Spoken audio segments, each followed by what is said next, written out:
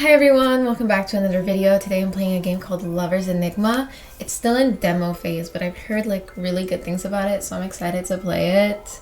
So we're gonna start with new. My name is... Oh my god, I like these kind of phones. They're from like the early 2000s. They're so cute, like the way people would decorate them. It was so cute. So my name is Barry. Ever since I was young, my mother's voice dictated my fate, every word a reminder that my future was a tapestry woven from family obligations. The pinnacle of this was my arranged marriage to Kazuki. Oh, he's cute! A budding journalist my mother had met at a coffee shop. Lucky for her, he was in his late 20s too, and looking to settle down.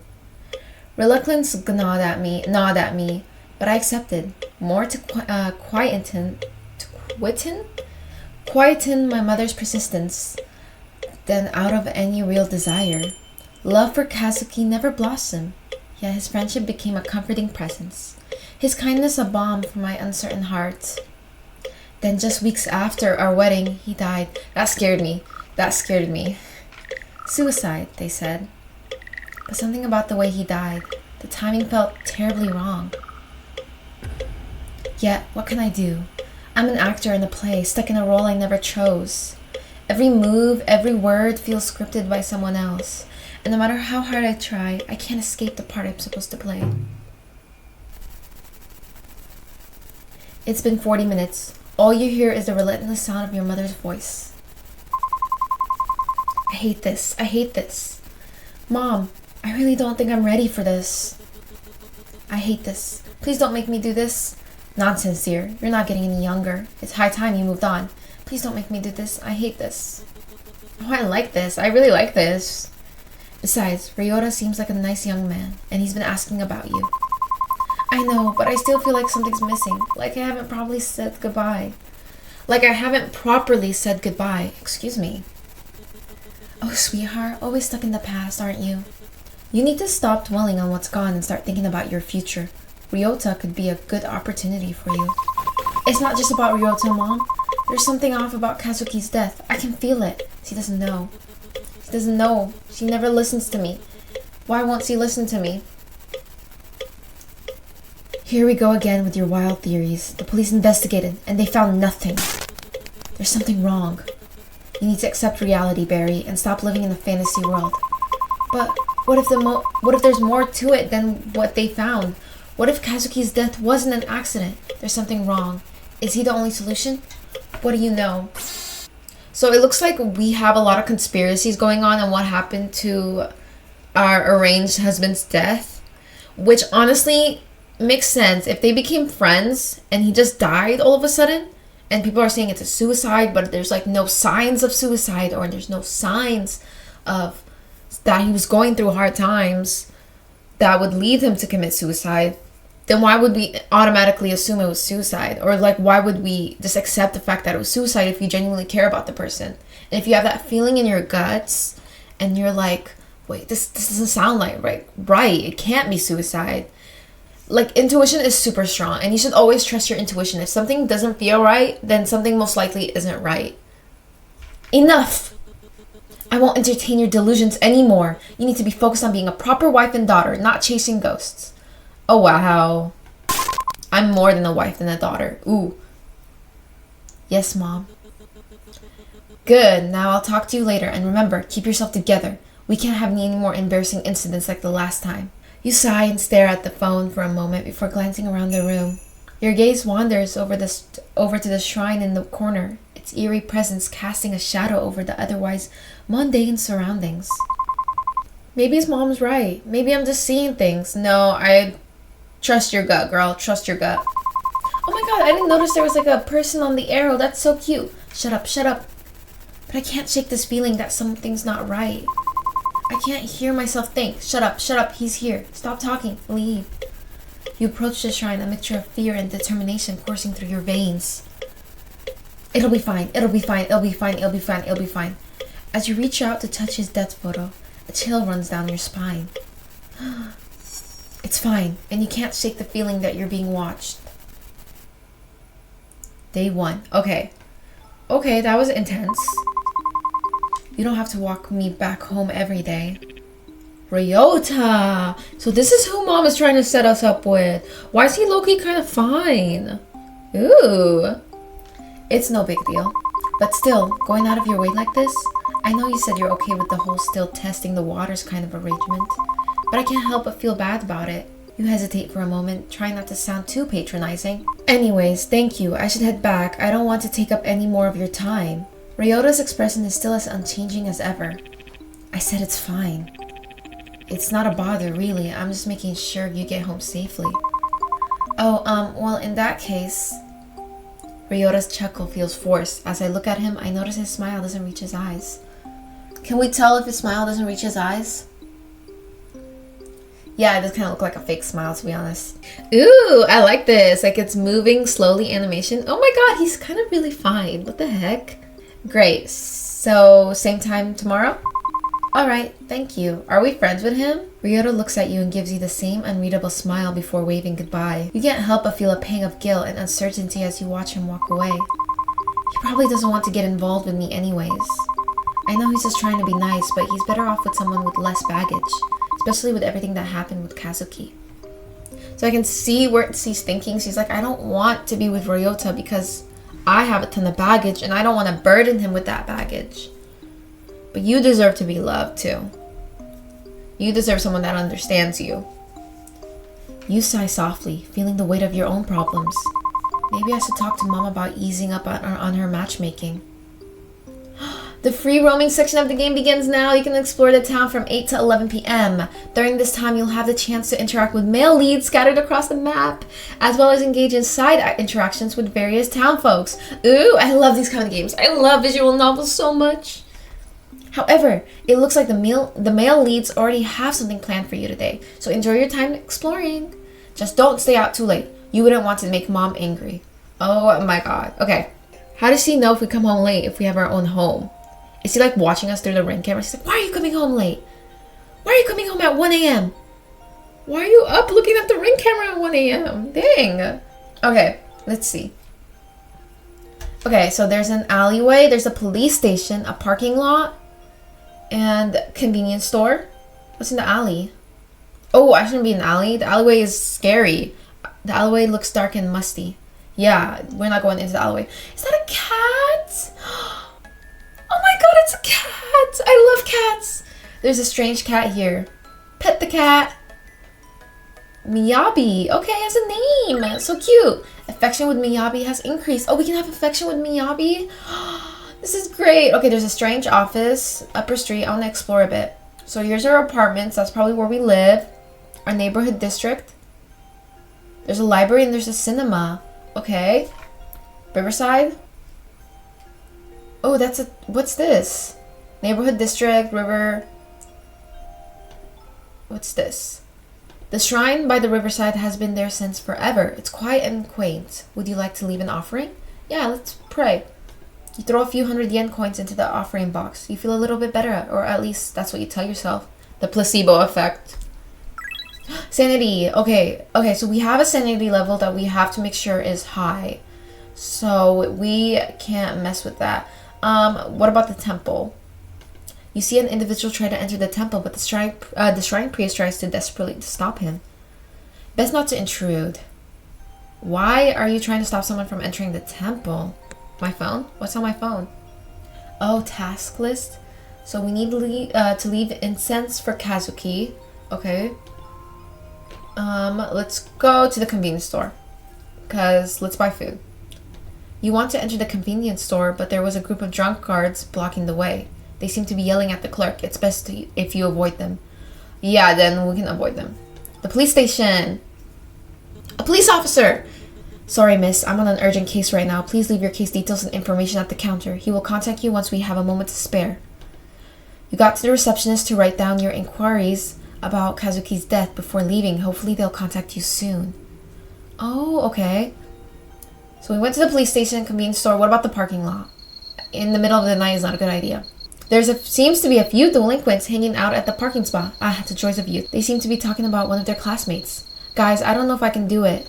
You're talking about Class B's beauty Mika-san. Everyone wants to be with her, man. He's right. Rumors say that at least one guy from the current batch from every class has confessed to her at least once. Thrice even. I don't think you've got a chance. And she's turned them all down. You guys aren't making it easier for me. Small guy. That's funny. Hey, whatever happens, we have your back, Yamato. That's right, Yamato. Good luck, Yamato. Look at us being supportive. Let's see. Should we go to the pharmacy or should we go to the cafe? The sweet shop. Wait, cafe, sweet shop. Sweet shop. It seemed to be closed today. Maybe you should visit the old lady that runs this place tomorrow.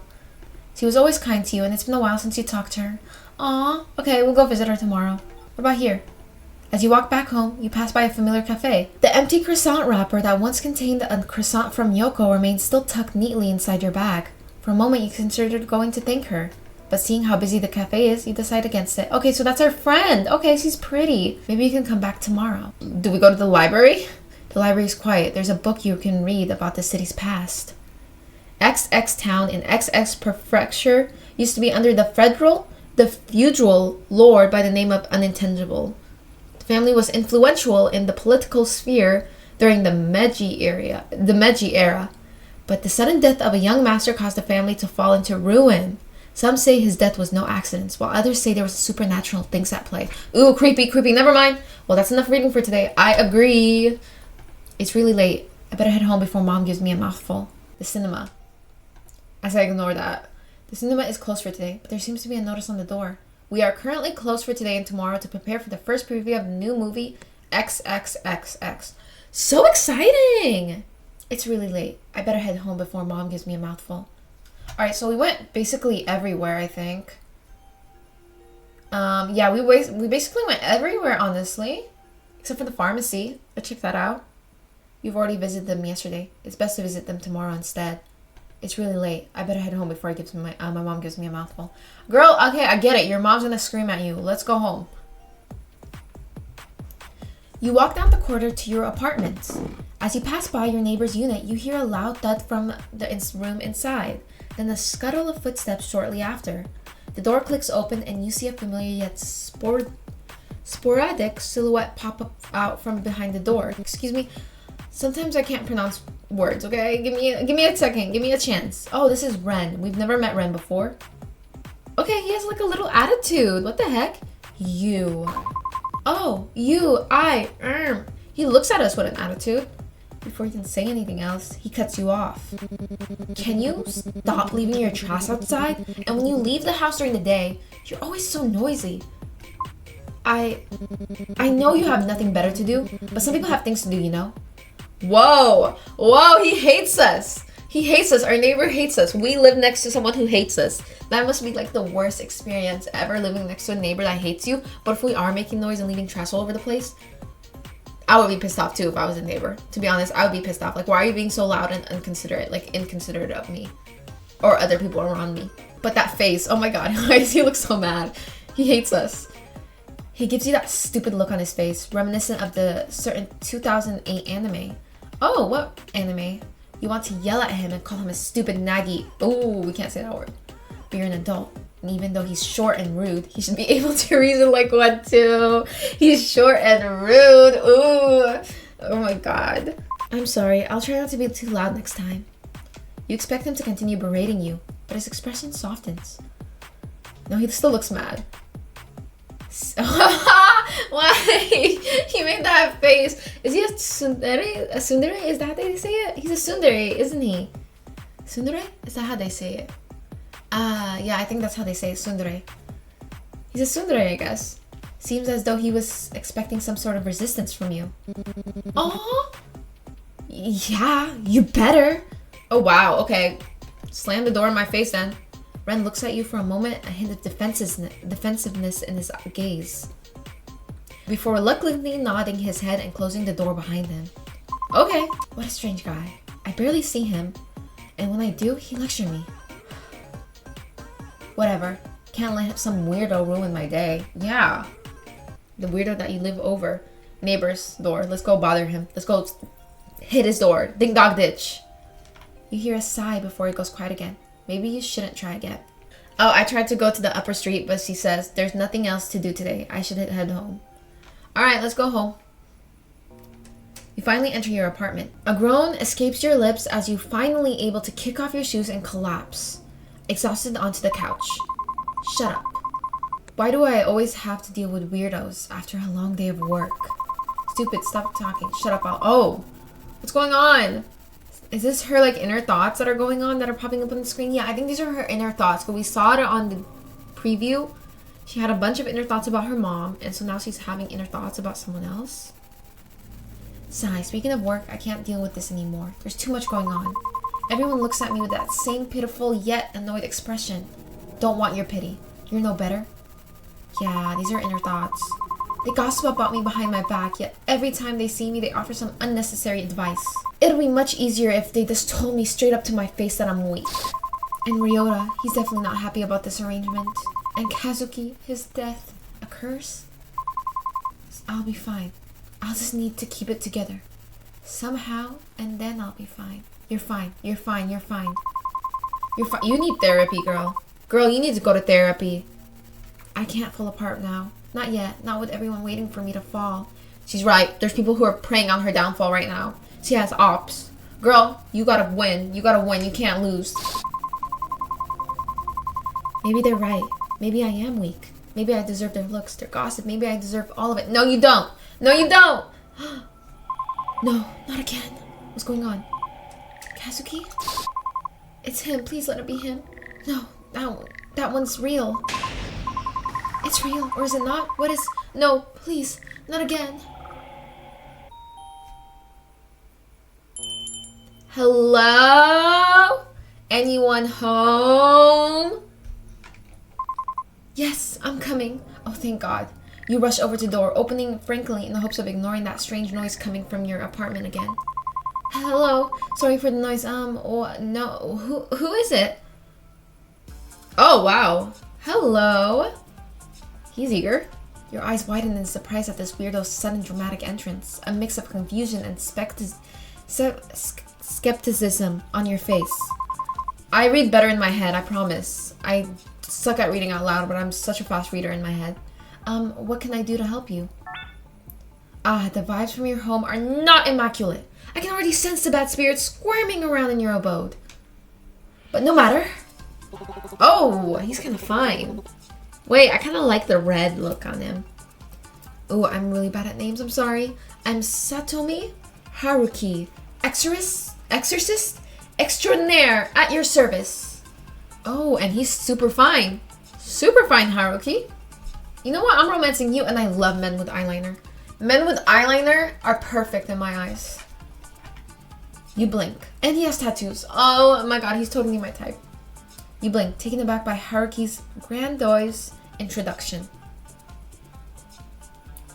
You were shaken up before, but now you're just simply perplexed. Who the hell is this guy? Exorcist?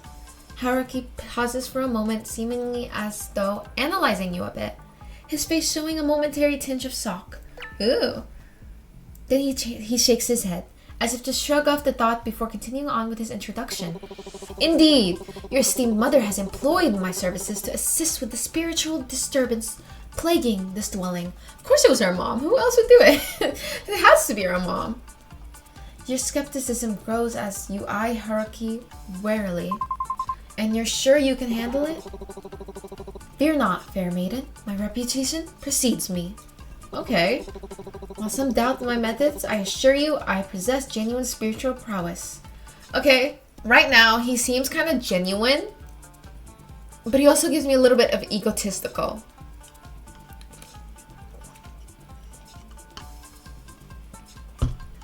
Because he's like, I'm the best. I'm the best. You got me. I'm the best. No, I'm kidding. We'll figure it out. Doubt fills your mind, but at this point, it's embracing a bit of spiritual fanfare. Really? The worst idea you've had? Well, I suppose it can't hurt to give you a try. Haruki beams at you, his smile shrewd yet unreadable. Excellent. With your cooperation, we shall banish these troublesome spirits. Post haste now, shall we begin? Okay. You hesitate, staring at the strange man once again. Alright, maybe letting some weirdo into your house isn't really the best idea. Yeah, don't let anyone into your house. It doesn't matter if your mom hired them. You gotta call your mom and ask, hey mom, did you actually hire an exorcist to come get rid of the spirits in my house? Or is this weirdo just trying to get into my house and, like, hurt me? So never let anyone in your house. Make sure you confirm what he's saying is true. Literally, it's better to be safe than sorry. Don't let anyone into your house that you don't know. Actually, I appreciate your offer, but I think it might be better for you to come up at another time.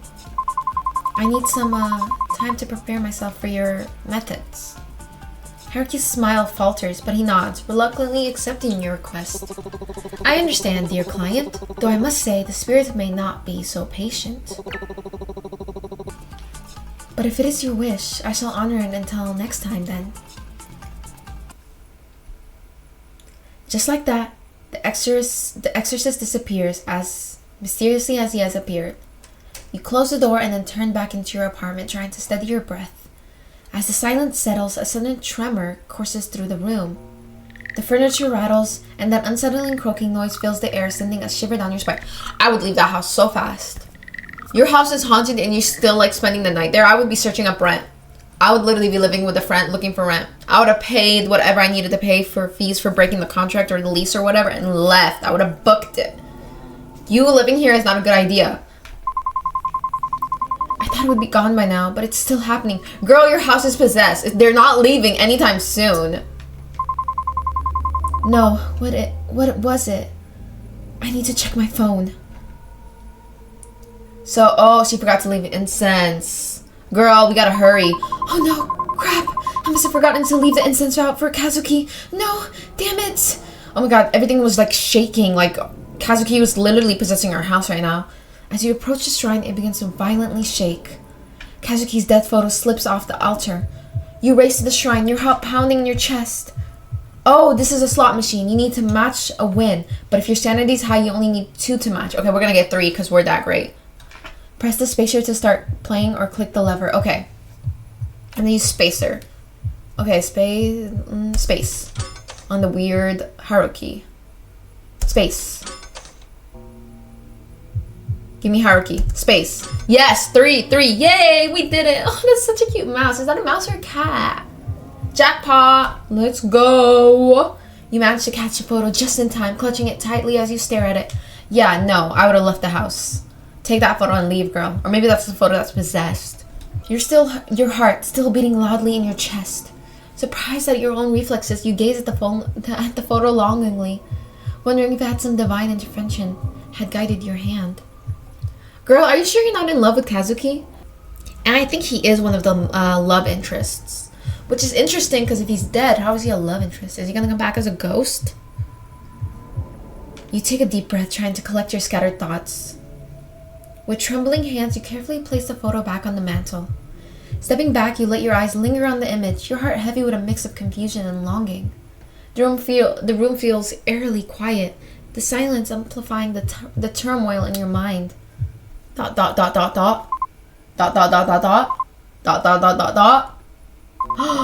the heck, Kazuki? What the heck is that? The shadowy figure? Is that Kazuki? I'm losing it again. That's not good. I need to calm down. I need to calm down. I need to calm down. I need to calm down. I need to calm down. No, what did she tell me? What was it? The bathroom. Yes. I have to go to the bathroom. The bathroom is scary when there's ghosts. I would not go to the bathroom if there's ghosts. Normally, you would get actual help in order to keep yourself together. But that's not an option for you. At least, not now. Dang, girl, you get therapy. So this is the next best thing, is keeping things under wraps. That is not good. Oh my god, a rhythm-based game. Your goal is to match the beat and match the beat by pressing the arrow keys at the right time. Do I use my keyboard or do I use my mouse? I love rhythm games. I'm not good at them. I used to play that piano rhythm game as a kid, but we'll see how I go. Arrow icons will appear on screen in sync with the music. Hit the corresponding arrow key just when it lines up with the target zone. Okay. The more accurately you hit the keys, the higher you score. Keep calm and steady your heartbeat, and remember, suppress it. Why does this remind me of something? Girl, it's not good to suppress. You lose memory if you suppress your emotions. Okay, 3. Now playing I Want Udun. Okay, I use this. Okay, my keyboard. Okay. Am I doing good? up, side, side, up. Oops, I missed that one. Down, side, down, up. Okay, I'm getting anxious. Ah, I'm missing everything. Side. Okay, I got 90 out of 100. I'm fine. I'm good. It's under control. My head hurts. I should go to bed. I'm trying to sound as dramatic as I think Barry would be in this game. Okay, so we have places to go in my house. I'm glad. Shrine. Let's check it out. Kazuki's shrine. You tend to it every day. But today, you can't bring yourself to touch it for some reason. Your stomach churns as you gaze at his dead photo. He looks the same as he did the morning he left. You take a final look before turning away. Today has been so much already. Oh wow, okay. Window? You open the window to let some fresh air in. But all you are met with is the unfortunate smell of sewage. Ew, close the window. Close the window. You close the window disappointingly. Girl, yeah, gross. We already been in the bathroom. Normally you would want to spend the rest of the night either crying in the shower or taking a normal shower. However, tonight isn't one of those nights. Oh, that's so sad. My girl. Oh. Alright, let's go to the bedroom. I guess it's time to go to sleep. As you enter the bedroom, you fumble for the light switch in the dark. Your hand brushes against a sharp edge on your nightstand and you feel a sudden stinging pain. You pull your hand back quickly, but it's too late. A small deep cut begins to bleed. You grab a nearby towel and wrap it around your hand, pressing deep into the cut, trying to stop the bleeding. Oh, okay, that's creepy. Your vision blurs a little as you wince from the pain. Girl, that's creepy. That's an eye. But you swear you see a weird symbol form amidst the blood splatter. Boyfriends? Husbands? Exorcist? Even this stupid apartment? Yeah, girl, leave. Seriously, I wish Mom would stop meddling with my business and make me do all this for her.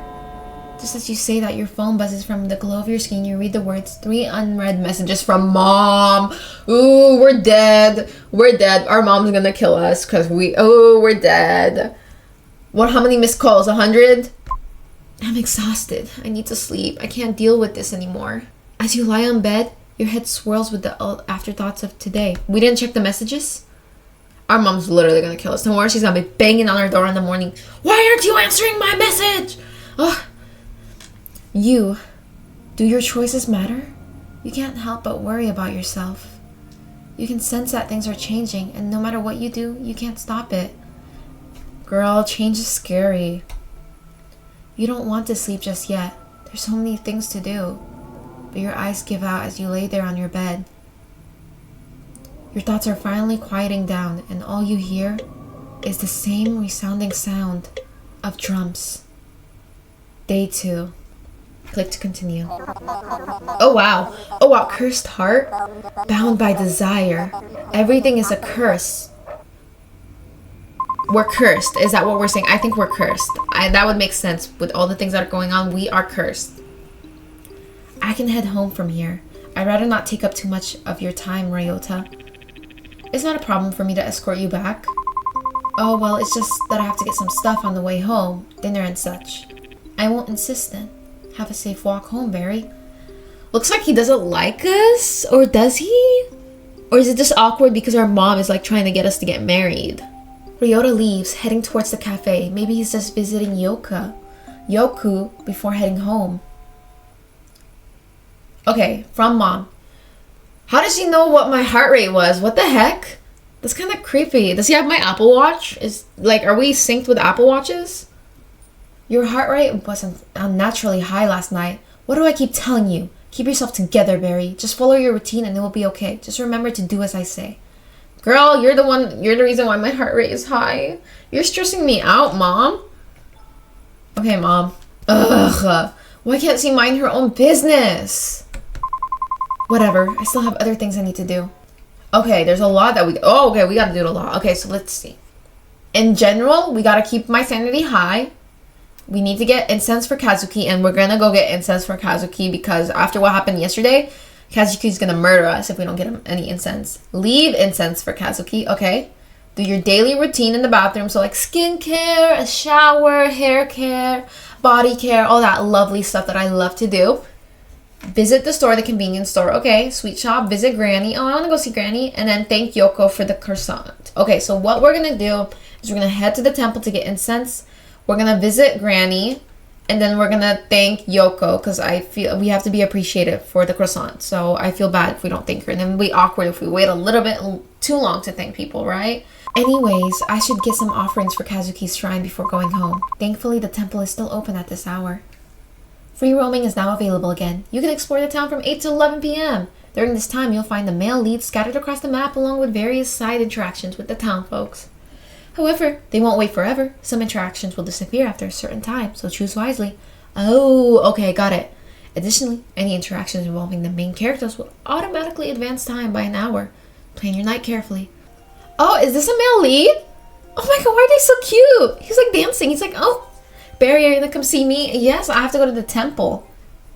Oh my god, this is kind of fine. He's kind of fine. And he's winking and then he's pissing off the priest. And he has tattoos. As you approach the temple, you see Haruki being hastily escorted by an irritated monk.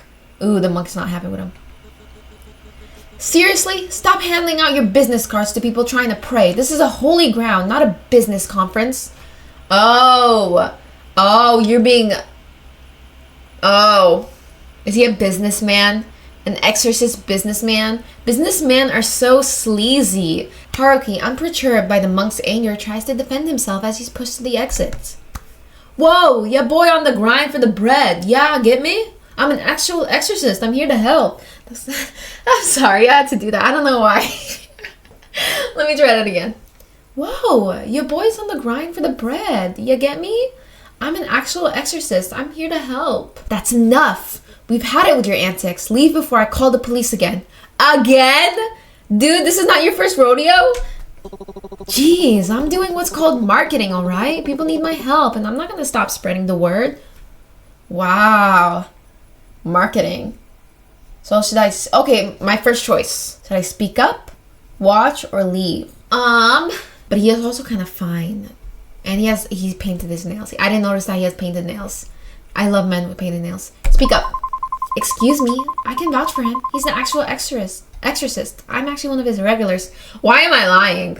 Why am I lying? I literally kicked him out of my house yesterday. The monk turns to you, his brows furrowed in skepticism. Young lady, you cannot be serious. This is clearly a con man. You need to be more cautious. People like him prey on vulnerables. Oh, I understand your concern, but he has genuinely helped me. I wouldn't be defending him if he wasn't the real deal. The monk studies your expression, his stern look softening slightly as he considered your words. You honestly believe that? It's hard to believe anyone would find help from such a character. Ooh. See? I told you I'm a real exorcist. Just trying to help people. No scams here. Give me a chance and I promise I'll respect your holy grounds. No funny business. Just good old The monk sighs, clearly torn between his duty and your assistance. Okay. Okay. Is that Ren? I think that's Ren. Okay. Is that Kazuki? Oh, I missed. I thought that was Ren. Yay, we did it. But I missed. I didn't get 3 out of 3. Alright, I'll give him the benefit of the doubt this time. But if I catch him causing trouble again, he's out for good. Thank you for understanding. Trust me, he's really helped me out of some bad spots. I literally just met him yesterday. I'm such a good liar. The monk nods reluctantly. Very well, I'll take your word for it. Just make sure he respects the sanctity of this place. Yeah, respect this place, dude. What the heck? Haruki grins widely, clearly pleased. Thanks for backing me up, Barry. You're the best. I owe you one. Yeah, you do. Anyway, dear client, what brings you to this sacred ground? Surely you didn't come just to witness my flair. No. I came to get some stuff for Kazuki. I came to see you. Why do you care? Leave. I came to see you. We're gonna be a little bit flirty. Oh, how flattering, I must admit. Even though I'm pretty sure that wasn't meant to be flirty. In my mind, it's flirty. Oh, how flattering. I must admit this feels more personal than professional. But I'm graciously accept such a compliment. Well, one compliment deserves another. I love how there's like cute emotes in like between his conversation. Your presence is like a radiant light in the darkness, guiding us all with your incredible spirits. I'm haunted, dude. I'm cursed. He gave you a wide grin. You can't help but sigh and shake your head at his usual antics. Your aura is so captivating. It must be the reason why spirits are drawn to you, and why I'm here too. You must have a spell on you, because whenever you're around, everything else just fades away. Okay, get on with it. Ahem. Anyway, on a serious note, I must warn you about the dangers lurking around you. The world of the supernatural is like an intricate dance. Sometimes even spirits have their own quirks and challenges. What I sensed at your home the other day, I didn't even want to mention it then to avoid scaring you, but whatever. There isn't an ordinary spirit. It's something that's been festering for years. What? So you're saying this has been going on for years? I take back my compliment. You're scaring me. Yeah, you are scaring me too, dude.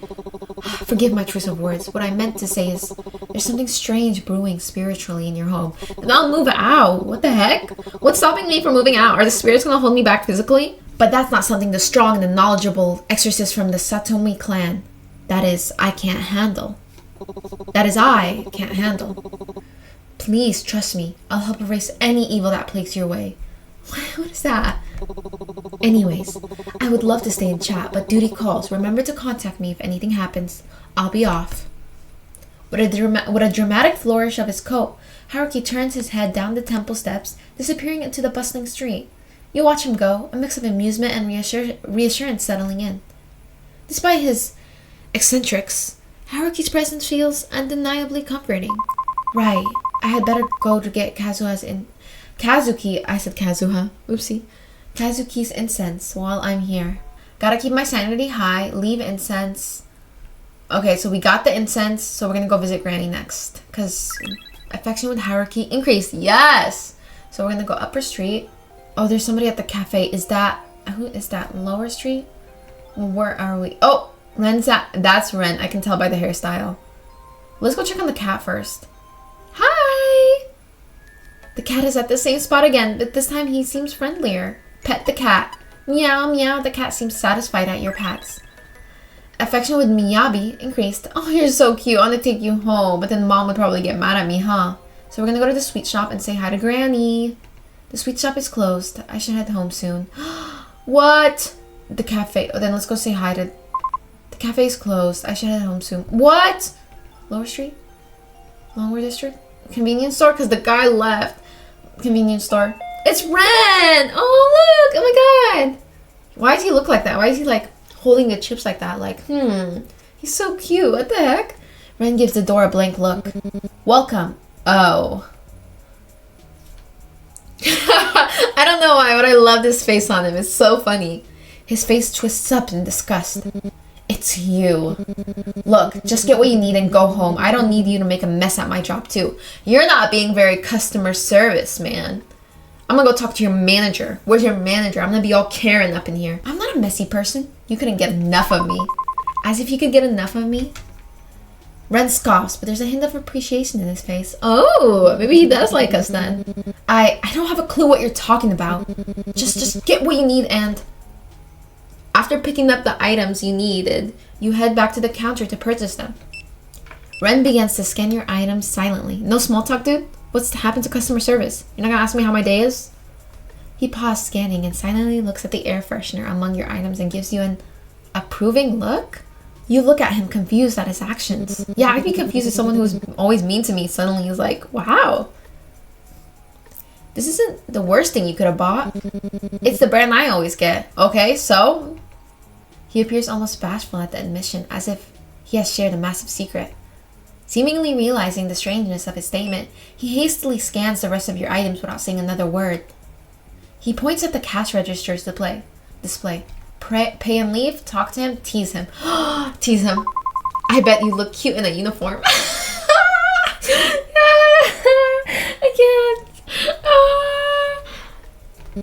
I can't. What? You can't just say that, Barry. What's wrong? Are you getting shy? Ren ducks behind the counter, his voice muffled as he spoke again. Just pay and leave. Are you hiding behind the counter? No, I am not hiding. The crack in his voice begs to differ. Oh my god. Oh well, I guess I should swing by the convenience store more often. Ren slowly peeks his head from behind the counter, his ears still burning red. Thank you for the patronage. I hate you. Please, never come back again. I guess it's time to go. Messing with him was fun though. As you head towards the exit, you heard a loud crash. Turning around, you see a customer standing amidst a toppled display. Ren, clearly irritated, clicked his tongue. Did you just click your tongue at me, you worthless brat? It's your sloppy work caused this. What if I was injured, huh? I would be so mad too, dude. If, like, I set up a display at work and he knocks it down. It's not my job to deal with morons. What did you just say to me? I'll report you to your manager, you... Ooh, this is the real Karen. Report away. I'll clean it up. I'm not wasting my time arguing. Good for you, Ren. Good for you. You keep being mouthy with me and I'll... The customer inches close to Ren and points his finger to his face threateningly. Ren steps back, but realizes he's being backed against the wall as the customer corners him. Whoa, stand and watch. Defend Ren. We're gonna defend Ren. Defend my neighbor. Seeing the customer's aggression, decide to step in. Hey, how can you say such things? You're the one who should apologize. As you try to intervene, the customer, who you can see is clearly intoxicated, tries to swing at you. Okay, what if he hits me? Okay, Ren, we're gonna do Ren because Ren's here. Yay, we did it, we got all three. Huh, serves you right. Ren takes the mop in his hand and continues to hit the already down customer. Ren, what the heck? Dude, you're gonna get charged with assault. You're gonna get fired. Put the mop down. Oh my god, what the heck? He's hitting him. Oh my god. Ren! Take that! And that! Ren! Ren, I think he's had enough. Oh my god. Dang! Okay, go for it, Ren. That's so funny. That's so funny. This is so funny. This short guy hitting this intoxicated guy with a mop. Like, I can imagine it in my head. He's like, and making like those funny anime faces. He's like, ah, yeah, that's so funny. What the heck? Oh, fine. It's like, oh, fine. You told me to stop hitting this guy. Like, fine. Oh, fine. He tosses the mop aside in triumph. Yeah, the customer drunkenly stumbles his way out, confused by the whole situation. I would be confused too if I was drunk and some guy was hitting me with a mop. But I think it can be classified as self-defense because he was gonna hit us and he was cornering Ren, so it's like self-defense. Ren turns to look at you with a newfound respect. Huh, it was cool how you dodged that guy so quickly. Thank you. Oh, what's that? I don't think I heard the first part quite clearly. Yeah, what did you say? Can you repeat that? You're saying how cool, amazing, and pretty I looked while standing up against that guy? Oh my god, you're so sweet, Ren. Huh? I didn't say anything like that. It's nice to hear some appreciation coming from you for once. Don't get used to it. But, yeah, thanks, I guess. That would have gone a lot worse. No problem. Glad I could help. Plus, it was kind of fun seeing you swing the mop around. Yeah, it's called zoning and, you two, I guess. Aw, you do care. Don't make me regret saying that. Look, if you're free tomorrow after work, we should swing by the shop near the apartment. He's asking me out on a date. He's asking me out on a date. You know, the one owned by that old granny. I'll pay back this favor. In a form of a date? Are you asking me out on a date, Ren? Yes, you are. What? No, I just owe you one, alright? Relax, I'm just teasing. I'll be there. Good, and thanks again. Seriously. Anytime. Just try not to get into any more fights while I'm not around. Yeah. Just get out of here before I change my mind about being grateful. With that, Ren gives you a nod of appreciation before turning back to his duties. You leave the store feeling accomplished and got to see the cuter side of Ren to boot. Aww. Okay, so we went to the convenience store. We didn't get a chance to visit Granny or thank Kyoko for the croissant. So I guess it's time to go home. Sanity increased. Well, I was already at 100. Affection with Ren increased. Okay, it's really late. I better head home before Mom gives me a mouthful. Again, how's she gonna know that you're late? Let's go to the police station. Oh, ma'am, as I mentioned before, we've already received your inquiry, and I understand your concerns. However, I must remind you that we're handling a high volume of cases, and I'm confident we've addressed the circumstances surrounding your husband's passing. It would be in everyone's best interest to let the matter rest. Pursuing it further won't change the outcome. You go to the receptionist to write down your inquiries about Kazuki's death before leaving. Hopefully they'll contact you soon. She's a good friend. I'm heading home now. Okay, she made me go home. As you step into your apartment, a knock echoes through the door. A voice calls from the other side. Hello? Is anyone home? No. Nobody's home. No, don't say anything. What now? With a resigned sigh, you approach the door. When you open it, you're met with a woman standing there, her hands clasped in a formal manner. Why is she smiling like that? That's kind of creepy. With two guys behind her? Have you found salvation through Hiroshima no Kami? No. Oh my god, what is this? Salvation? What do you mean? Hiroshi no Kami, the Divine One, offers visions and guidance to those who see the truth. He is the light of the darkness, the savior of lost souls. You seem like someone searching for answers. Why not explore what he has to offer? Those door-to-door cults? Her smile looks evil. It looks like that Roblox face. Embracing his guidance might bring you to the balance and peace you need to keep things in order. Girl, after all, in the midst of chaos, true balance is found through the light of the divine.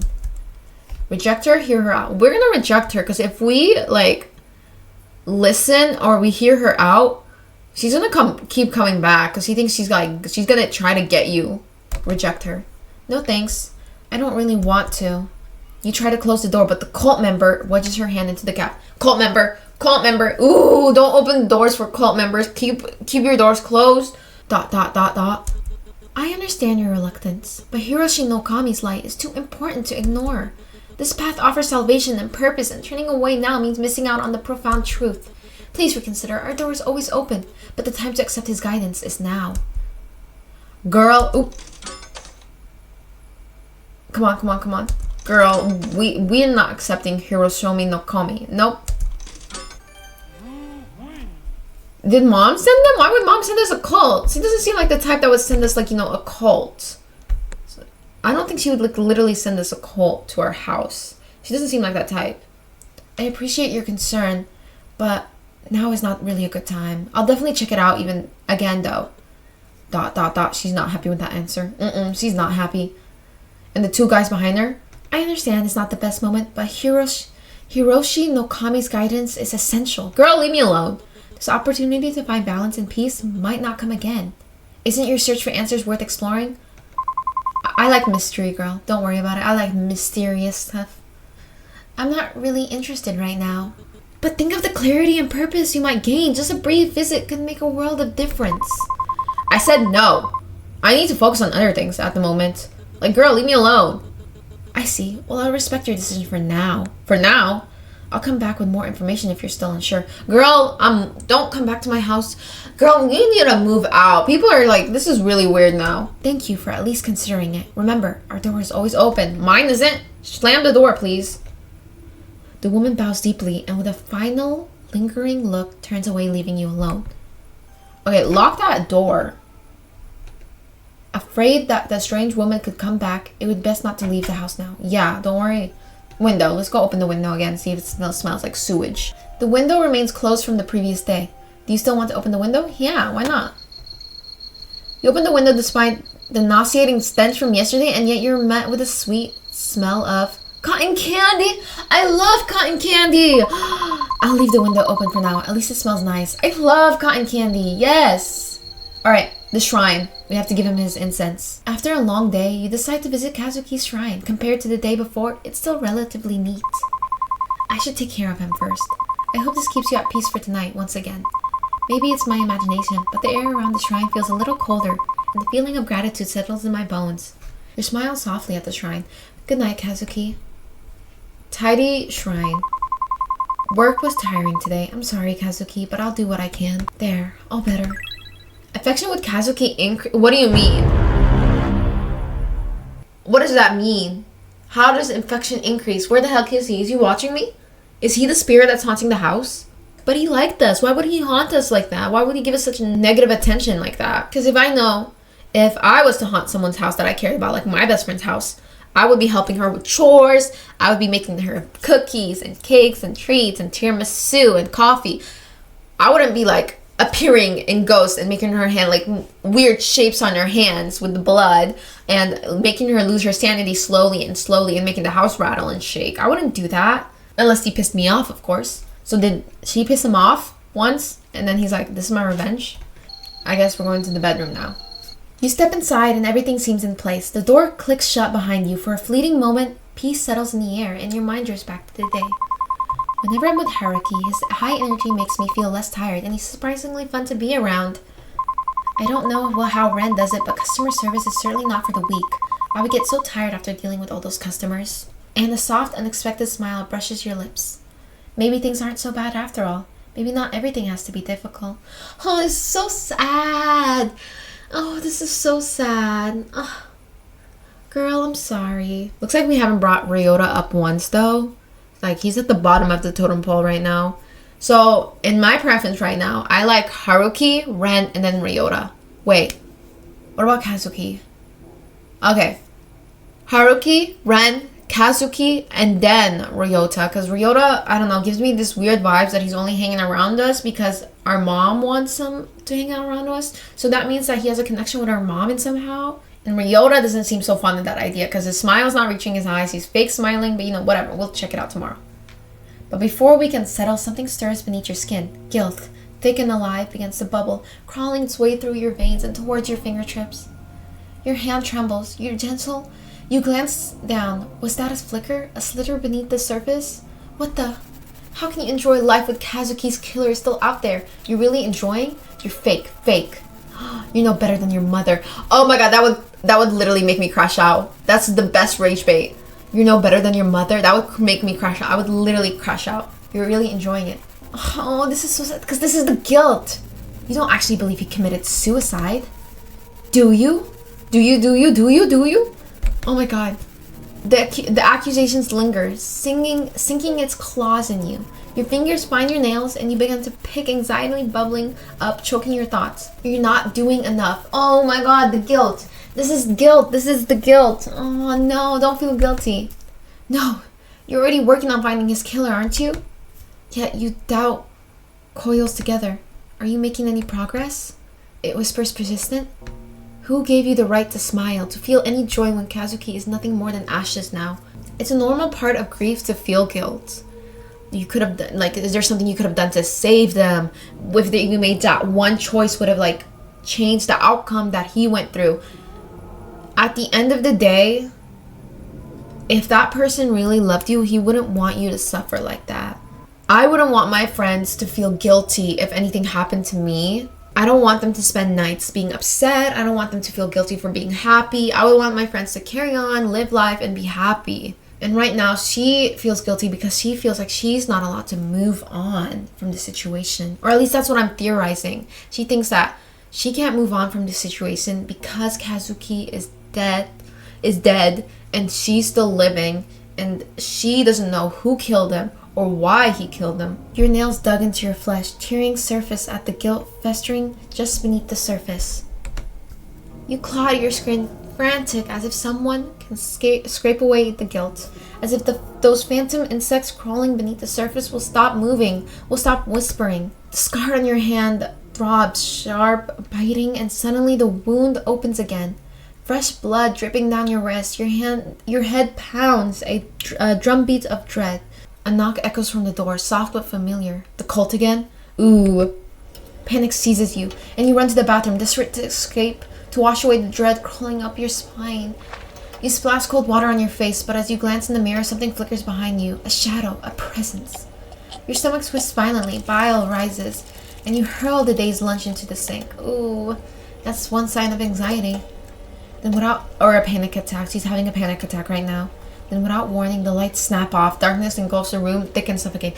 I would freak out. Like, this would ruin my life. I would literally have, like, my panic attack would increase. I would literally start sobbing, vomiting, and crying all over the place. The only sound is a low, menacing hum of the ventilator and the running water filling the void.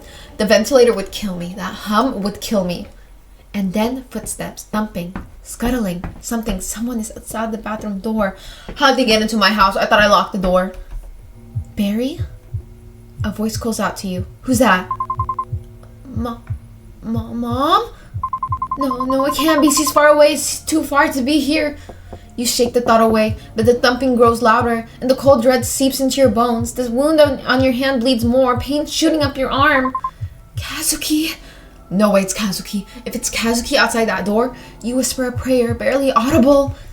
I'm sorry, please, I'll find your killer, I swear. Oh, she's apologizing to Kazuki. Now, who the heck is behind her door? Is our mom? Your phone buzzes in the dark, cutting through the tension.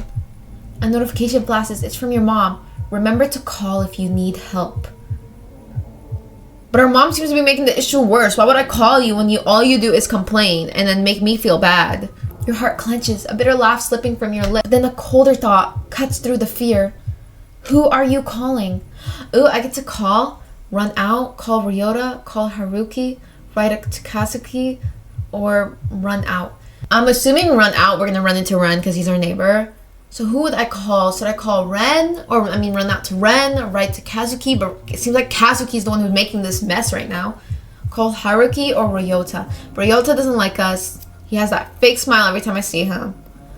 Call Haruki, write to Kazuki, or run out and see Ren. I'm gonna call Haruki because he's an exorcist.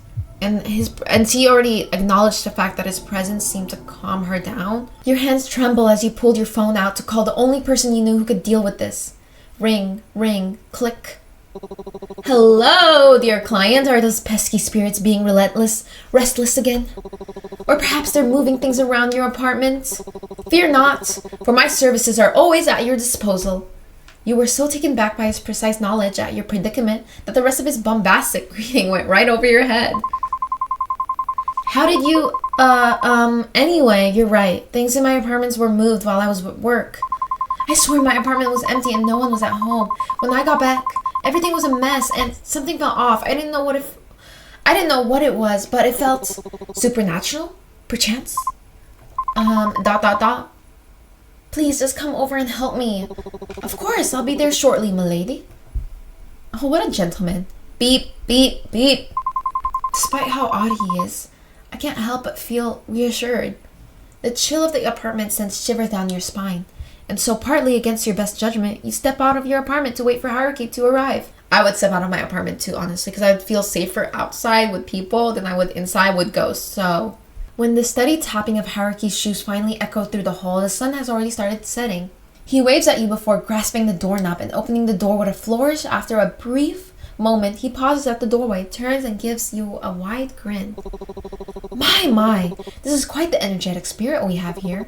Of course, this will not be an issue to me.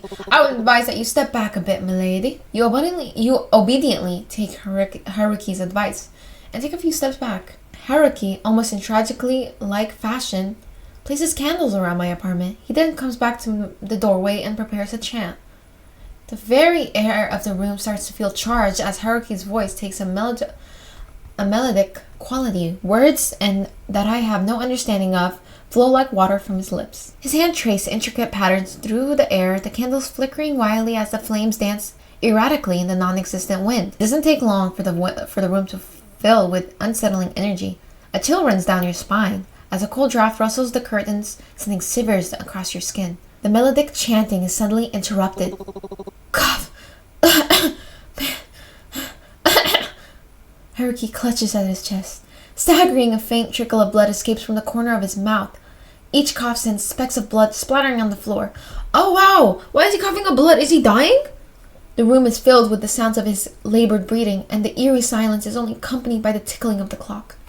The flickering candles slowly calm as Haruki straightens slowly, wiping his mouth with the back of his hand only to unsuccessfully smear it instead. I would like to see that in this art, please. It's fine. Just a particularly strong spirit. I'll manage. Though, something like this can't possibly stop the strongest exorcist around here. Haruki's like shocked. He's like, what? Of course, something as minute as this can't keep me down. With the strength of 1,000 suns. Ooh, why is this art kind of attractive? Where's his tattoos? Where's his tattoos? Wait, where's his fingernails? What's going on? With the strength of 1,000 suns and the wisdom of ancient sages, I shall vanquish any spirit that dares to disturb you. There you go, he's back, he's back, he's back. But a bit of added protection won't hurt. I picked this up from the temple today. It's not as strong as me, but of course it does work. If it doesn't, it does add as a cute little addition to your bags. Okay. What? That's so cute. That's from the temple? Haruki digs through his back and pulls out a small Lucky Charm with a cute cat face on it. That's adorable. What the heck? I would buy that in real life though and put it on my bag. Please have it. I love little keychains like this. Thank you. It looks like you. Did you steal it, Haruki? It looks like Haruki. Do you think so? I guess my charm is rubbing off on these cute little cats. Yeah, it's got the same mischievous smile. Well, I do aim to bring a bit of cheer to even the most serious situations. Speaking of which, this little guy is said to ward off evil spirits. Keep it close and it'll help keep the negative energy at bay. I appreciate it. Hopefully you'll be as effective as you are. Of course, together we'll make sure your apartment stays spirit-free, and if you ever feel uneasy, just remember my charming face on the kitty. All his waving around leaves his sleeve pulled up, revealing tattoos on his arm that seems closer to carvings than inks. Really, I love his tattoos. You can't help but steal a couple of glances at them, noticing beads of blood seeping. Oh! Along the intricately carved symbols, there's blood on his arm? You're bleeding though. It's something to be worried about. Yeah, you are bleeding and you need to be worried. What kind of exorcist would I be if I was afraid of a little blood? I'm fine. Besides, it hurts a lot more when I got them. You hand him a towel as you take a seat next to him. Still though, it looks painful. You hesitate, thinking about whether or not to ask Haruki about him. He senses your curiosity and speaks up anyway. They're protective wards so that I won't ever lose a battle with a spirit. But if you're so strong, why do you need them? There's no shame in relying on an extra layer of protection. Sometimes there are enemies you can't fight alone. You got a point. And besides, they look pretty cool, don't they? Adds to the whole mysterious Exorcist vibe, like I walked straight out of an anime or something. You roll your eyes, smirking at his cheekiness. But your smile fades, and then you see Haruki wince in pain. He's still hurt. His wound is bleeding, and there's a ghost in your house. Haruki, you know, behind all the cheeriness and grandiosity, it seems that I don't know much about you. He pauses, his expression sifting as he researches for the right answer before finally responding. It's nothing too interesting. Haruki's smile fades slightly, his eyes distant as he's sorting through unpleasant memories, or perhaps he's still dealing with the pain. Aww, he has his own trauma to deal with. Well, I've always been spiritually gifted. It's been my thing for decades. It's the only thing I have. Aww. You're hot, if that counts. It might not seem like it, but I guess there's responsibility to it. Oh, I like mackerel. Mackerel? Mackerel's alright, I suppose. Alright, it's the food of the gods! Excuse me? Haruki's expression shifts to something softer, but still as genuine. I know it might be hard to trust someone like me, but if for some reason you do, thank you. I appreciate it. I promise I'll tell you everything someday. Maybe over some fried mackerel. I hate seafood. I hate seafood. I can't stand the smell nor the taste. I just hate it. I like seaweed though. I like seaweed and I can eat some sushi, but that's about it. I literally cannot stand seafood.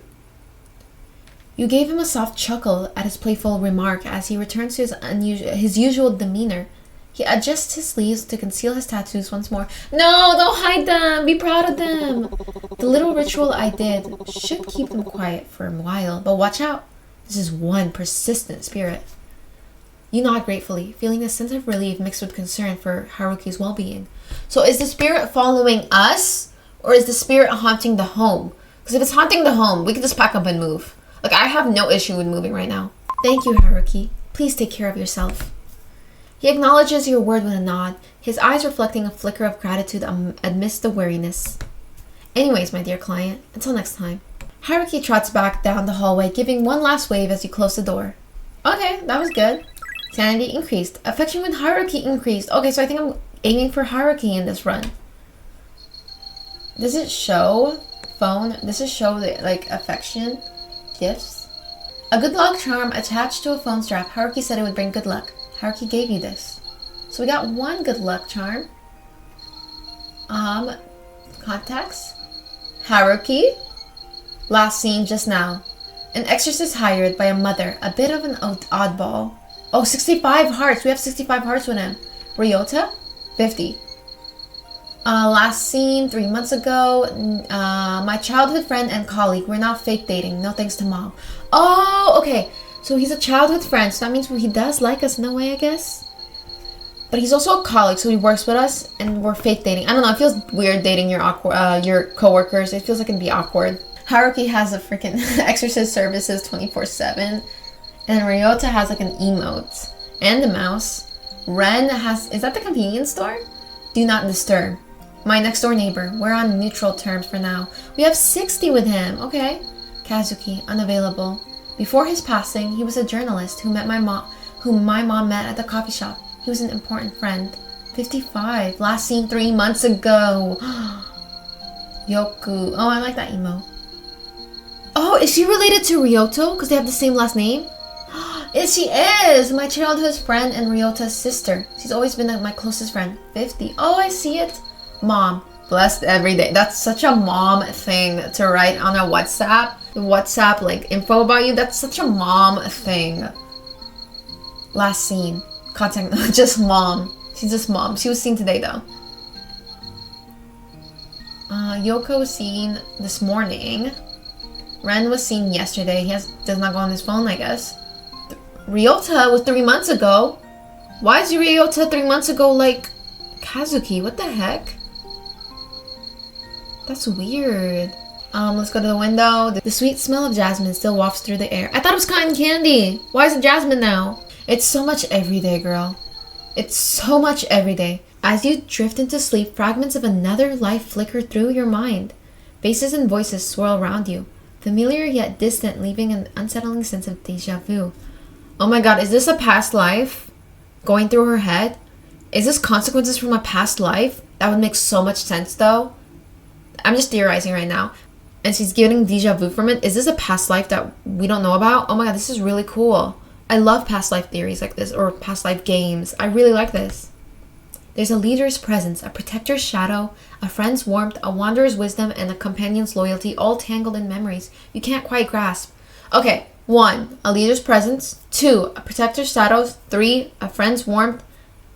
4, a wanderer's wisdom.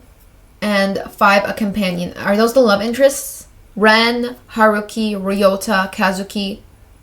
And that's it. Right? Hold up, let me remember. Contacts. Haruki, Ryota, Ren, Kazuki. Yeah, there's only 4. Then is the 5th Yoko? So there's 5. And we have 5 friends. A leader's presence, a protector's shadow, a friend's warmth, a wanderer's wisdom, and a companion's loyalty. You want to make sense of it, but wariness pulls you deeper into a void-filled slumber, where the past whispers but never fully reveals itself. Dig deeper, because I'm interested. You feel your heart wrench at the memories of the past continues to swirl in your brain. You hear the same familiar knockings, but this time they feel different. Not teeming with the same malicious intent, brewing in your apartment, but with the air of protectiveness, warmth, and even love. Someone loved you very much. He cared about you in the past. When you were chased out of your village, he took you in. Aww. Yes, him. He had everything. A mansion, servants, and power. Oh, what the heck? This is such a sweet story. What a Wattpad kind of story, you know? Like, you get chased out of your village and then a rich man takes you in because he, like, fell in love with you at first sight. Unlike the people at your village, he wasn't afraid of you, even though you brought endless calamities. Uh-oh. Cursed? Cursed? He was potential. He saw strength and he saw kindness. Despite everything, you were the calm in his life. That's so sweet, because the village, you were like calamities, but to him, you're like peace and calmness. That's so romantic. Until, dig deeper. Until the calamity. Yes, you ruined everything. You had someone who loved you, but you couldn't help it. You had to ruin it all, didn't you?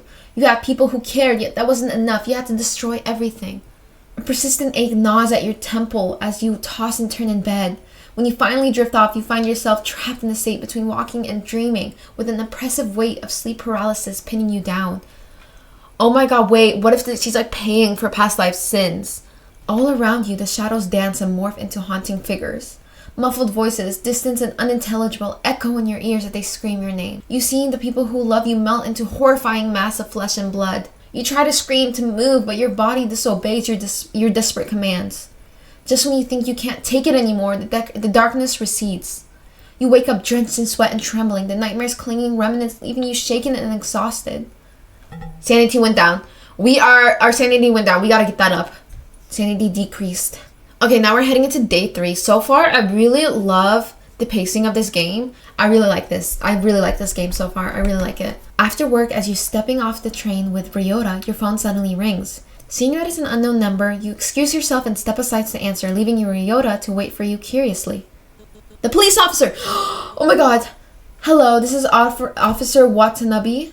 I'm sorry if I pronounce names wrong. I'm really bad at names. I'm calling to discuss Kazuki's case. Yes, what is it? Have you found anything? Have you found something? Did you find his body? What do you mean, did you find his body? You said he was Ash. Actually, we didn't find anything. We've thoroughly investigated the matter, and the evidence all points to a tragic suicide. We believe it's time to close the case. What? No! Don't close the case! I understand that this is difficult, but continuing to push won't change the outcome. You can't be serious. There are too many unanswered questions. I know there's more to it. Kazuki wouldn't just end his life like that. How did they know it's suicide if they couldn't find the body? I thought this whole time they found a body and that he was cremated in the end, because he said ashes in like a previous text box. So why is it like, where's the body now? So there's no body. Is he still alive? Wait, what if he's still alive? But we're so sure that he was murdered. Like, there's a killer. We're so sure of that. But the officers are so sure that it's pointing to suicide. But I want to see why they think it's suicide. Like, what's pointing at suicide when you don't even find the body to think it's suicide? Maybe he just ran away. His body wasn't even found, and that suicide note was clearly fake. There was a suicide note, so that's why they think it's suicide. So there's no body, and there was a suicide note that looked fake. Okay, now I get it. We get affection with Kazuki. He's still alive. Kazuki is still alive. He's out there somewhere still alive, I'm assuming. Again, I sympathize with your situation, but all the evidence supports our conclusion. We will not reopen the case unless we receive concrete proof that someone else was involved. Now, this is a twist. Like, I genuinely thought he was dead and that he was cremated, but it looks like they didn't even find a body. What the heck? Then why are they so certain it's suicide with a fake suicide note? No, I can't accept that. Kazuki deserves better than this. I deserve closure too. You do. And Kazuki deserves to know. We deserve to know what happened to Kazuki. And if he's still alive and this is like some kind of stunt, I'm gonna be pissed. Look, I understand that you're grieving, but if you continue to pursue this, you could face legal repercussions for obstructing the police. I'm advising you to let it go. You're telling me I could go to jail because I want to know what happened to my husbands that died? Girl! I don't even like this cop no more. I bet you're working with whoever told, like, the killer. I bet you're working with the killer. Are you just going to leave? We don't have the manpower or resources to waste on a closed case. I'm very sorry. I hope that you'll be able to find peace soon. Wow. And with that, the line goes silent. You angrily close your phone. Your reflection stares back at you helplessly from the darkened screen as if begging you to do something to fix this. An overwhelming urge to scream wells up in your chest. I'm sorry about that. You nosy? Were you listening to my conversation, nosy? Nosy? His voice surpasses all the rage out of you. In your agitation, you've forgotten that he was still there watching the whole debacle unfold. You turn around mortified. Sorry about that. It's just the police again. You must have guessed. They've given up on Kazuki's case. I'm really sorry that this is happening after all the work you put into this. I don't know what I can do to help, but if there's anything at all. Do you mean it? Oh, no, it's okay. This is my burden to bear. I can share it with you if you let me. Even so, it's not good to fret over the past. Your mother's right about that. He's bringing up my mother. Not her again. He's bringing up my mother. Okay. We already know that we have beef with the mother. She's a helicopter parent. She's overbearing. She's trying to control everything. And we're obviously an adult with our own apartment and job. And we were married. We're literally widows. And the mother is just like trying to control everything. And he's bringing her up. So I can tell that they have a relationship. Like, the mother and Ryota, they're probably close. And that's why the mother wants her to get with Ryota. But why wouldn't she? You know what? We'll see. I know you really look up to her, but she's not exactly the best person to listen. Especially with how stubborn she is about her ideals. Okay, I knew it. He looks up to his mother. He idolizes her mother, I'm assuming. So he idolizes her mother. She's not nice to the main character, to the MC. She's not really nice to her. Maybe the mother would redeem herself, because at the end of the day, a mother just worries about her kid. And in this situation, she seems so controlling and overbearing and trying to control her daughter. We'll see what happens, honestly. I don't even know what to say. The way she believes how anything can be overcome if you just put your mind to it. But sometimes hard work just isn't enough. I know how headstrong your mother can be, but that mindset did help me and Yoko out of everything. You vaguely recall how your mother was there for Ryota and Yoko back in school. She helped them to escape their abusive home. Aww, always listening and supporting them as their teacher. It's a memory that sticks with you, especially when you think about how different things were for you. She means well and she cares about you. Oh my god, wait. You know how jealous I'd be if I saw my mother treat some other kids better than she treats me? I would lose it. I would resent my mother and I would resent the kids. Does she now? The words come out tense and bitter. You can't help but feel angry at your mom for pressuring you even in her absence. At Ryota, even though he doesn't know any better, and at yourself. Ryota senses that change in tension and clears his throat. Today's been a long day. Should we grab some food before I take you home? Yoko has been going on and on about this new pastry at the cafe. We could give it a try. You hesitate, unsure on whether to accept his offer. On one hand, you're annoyed at his blind admiration to your mother. But on the other hand, you know he's not doing it on purpose. Accept Ryota's invitation, reject Ryota's invitation. Okay. Let's accept it, you know? Because I do want to see the route with Ryota. I don't think I've given him a fair chance. So we will accept his invitation. Alright, I'm a bit hungry, so let's go. Ryota smiles warmly at you, his concern momentarily fading. Since we are fake dating, are you going to pay? Alright, let's go. Affection with Ryota has increased. Okay, that's good. Yoku. Okay. Oh, Ami-chan, are you here to see me? Ah, and you're here too, I guess. Are you 12? You're always so sensitive, Rio. Rio? Is that how you're gonna say it? We can say it like Rio. You're always so sensitive, Rio. Anyways, how can I help you guys? Oh, I came here to talk to you. Actually, I just came here for a quick bite. I came here to talk to you. Ryota? Aw, you're so cute. You don't have to butter me up to get pastries. I always have some for you in case you drop by after work. You know I'm not here for that. That's just a bonus. The real treat is talking with you. Aw, I like this. She's shocked. Thank you, Ami-chan. Your sweetness is wasted on someone like my brother. Seriously? I'm right here, you know. We're only joking. Ooh, I'm going way too fast. What did she say? History? Seriously? I'm right here, guys. We're only joking around. And besides, it's not like you guys are actually dating, right? ... It's like, yeah, I want to date, but you know, she doesn't want me. Here, this is for you. Yoko hands you a golden and flaky croissant. Enjoy. I will. You're never that nice to me. Because you don't deserve it. But Ami-chan does. That's so funny. Anyway, we've just gotten some new pastries that are to die for. What will it be? Ooh, purchase one of the following? Ooh, these all look so good. Oh my god, why do I want all of them? Oh my god. One thing about me is I love dessert. Let's go for an eclair, because I really want an eclair right now. Now that you guys mention it. Y'all, they look so good. An eclair, oh, and you'll love it. It's got that smooth custard inside and the glossy chocolate glaze on top. Fancy, but so satisfying. Oh my god, I want one now. And what about you, Ryo? Just a coffee for me, thanks. I want a coffee? Alright, coming right up. You two find a seat and relax. As you find a cozy corner to sit in, you can't help but notice the warmth in the cafe, a stark contrast to the cold conversation with the police officer. Ryota's attempt to lighten the mood doesn't go unnoticed, and you start to feel a bit of the day's stress melt away. Okay, he's not a bad person. I'm gonna give him a chance. Certainly you see Yoko bringing over the pastries and coffee with a cheerful smile, but if he does keep bringing up my mother, I would hope there's like a little box where I can choose one of the choices will be blowing up on him because he keeps bringing up your mother and idolizing her. Be like, I didn't get the same version of my mom that you got, okay? Shortly, you see Yoko bringing over the pastries and coffee with a cheerful smile. Here you go. Enjoy. I like Yoku. I'm sorry. I think I mispronounced her name a couple of times. It's Yoko, not Yoka. Yoku. I like Yoko more than her brother, honestly. They look alike, though. I can see the similarities. Thanks, Yoku. This looks amazing. Or delicious. Anytime, Ami-chan. Just remember, you're always welcome here. We take a bit of the pastry and for a moment, everything feels a little bit better. Actually, I just needed to get out of the house for a bit. It's been a rough day. Work's been stressful. My mom's been on my case, and Kazuki, it's just a lot. And with everything that happened, especially last month, abruptly you realize you're rambling about your troubles. And immediately, you clamp your hand over your mouth and look up at the siblings, hoping that they haven't been put off by your negativity. Yoku?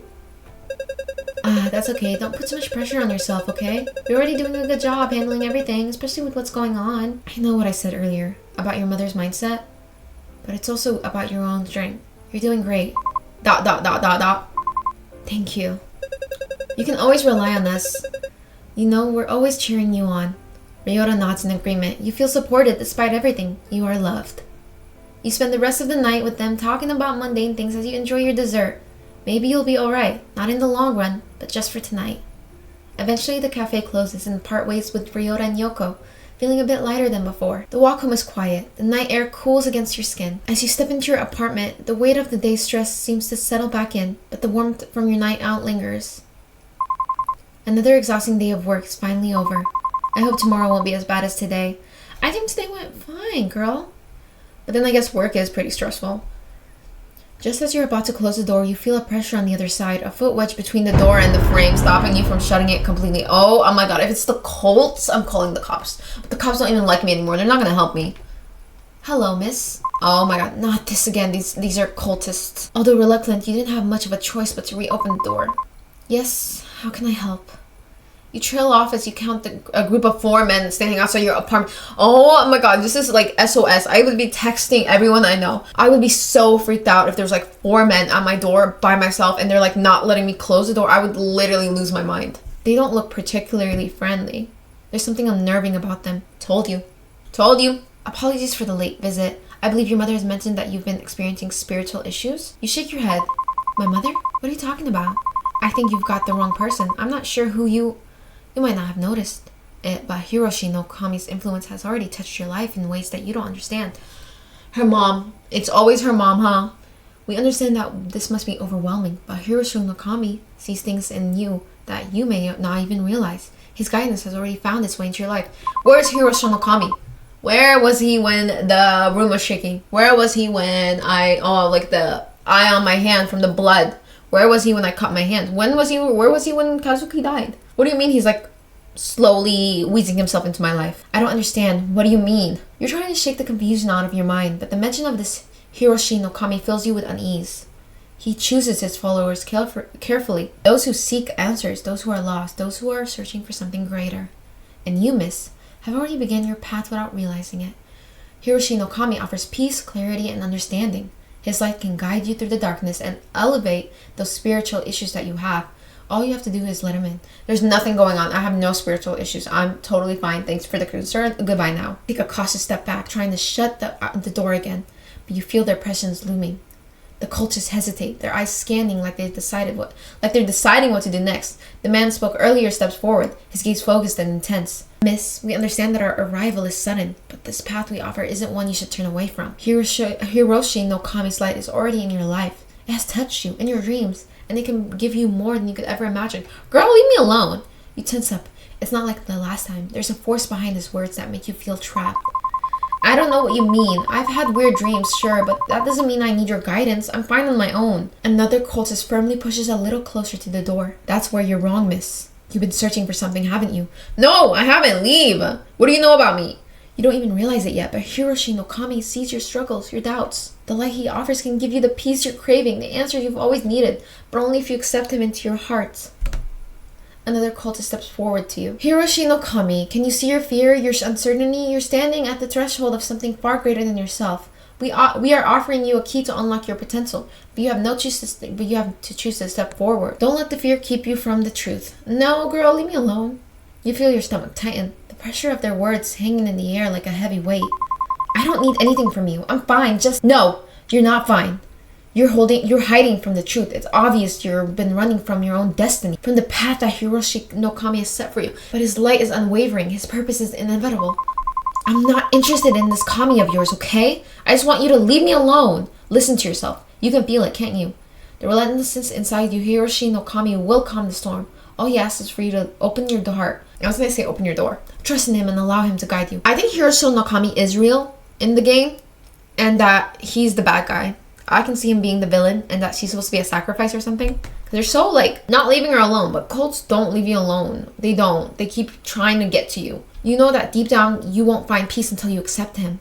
You feel a cold chill running down your spine. This isn't just some request anymore. It's an ultimatum. And you start to realize that the more you resist, the more they're going to push. Ooh, miss, please. You don't know what you're turning away. Hiroshi Nakami offers you everything you've ever wanted. Purpose, clarity, belonging.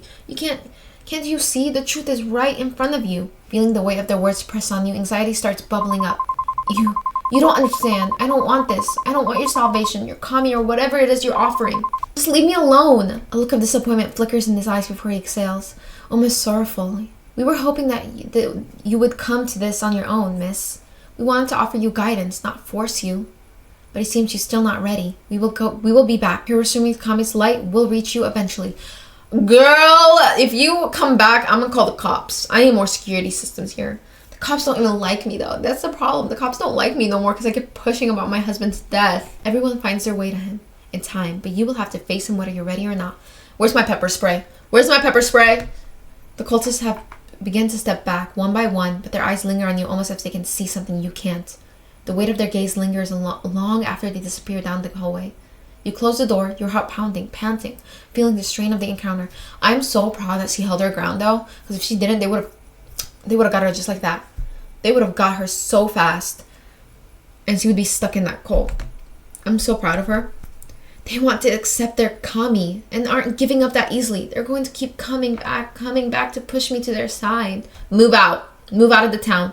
However, before you can cry, but leave all those hot men behind. I can't leave all those hot men behind. I can't move out and leave them behind. However, before you can crash onto the couch as you usually do, you see her. An all too familiar presence seated with a rigid stillness that shapeness as she looks up, disappointment carving her expression. Mom is home. Mom is here to see me. Why are you doing this to me? Oh, she was inside the house, so she didn't help you with the cultists. Do you know who called me today? Who? What the heck? The police again. And why? Why are the police contacting my mom? I'm an adult. What the heck? Is that a ring around her neck? A wedding ring, is that? This woman. The police again. And why? Because of you prying into that Kazuki's boy's death again. How many times must I tell you? This curiosity will be your ruin. Kazuki boy, you're the one who chose him. What the heck? Why are you like being mean now? Mom, please. I don't need. Need? This isn't about what you need. I'm not offering help. I'm telling you what has to be done. Everything you're missing. I've already laid out the answer for you. I'm giving you solutions, but you're the one that's not willing to change. It's you that's the problem. I wish Ryota was here to see this. I wish Ryota was here to see this and see whose side he'd be on. My mom or my side? Ryota's the exorcist? Mom, I'm trying. I really am, but...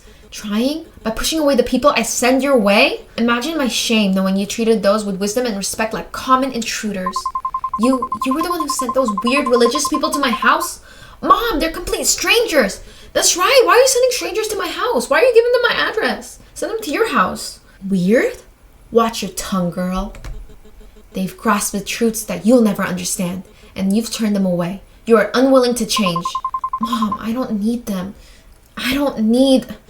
They can help you find peace if you let them. If you let me help you. Girl, all you've been doing is trying to help me, and it's not been helping.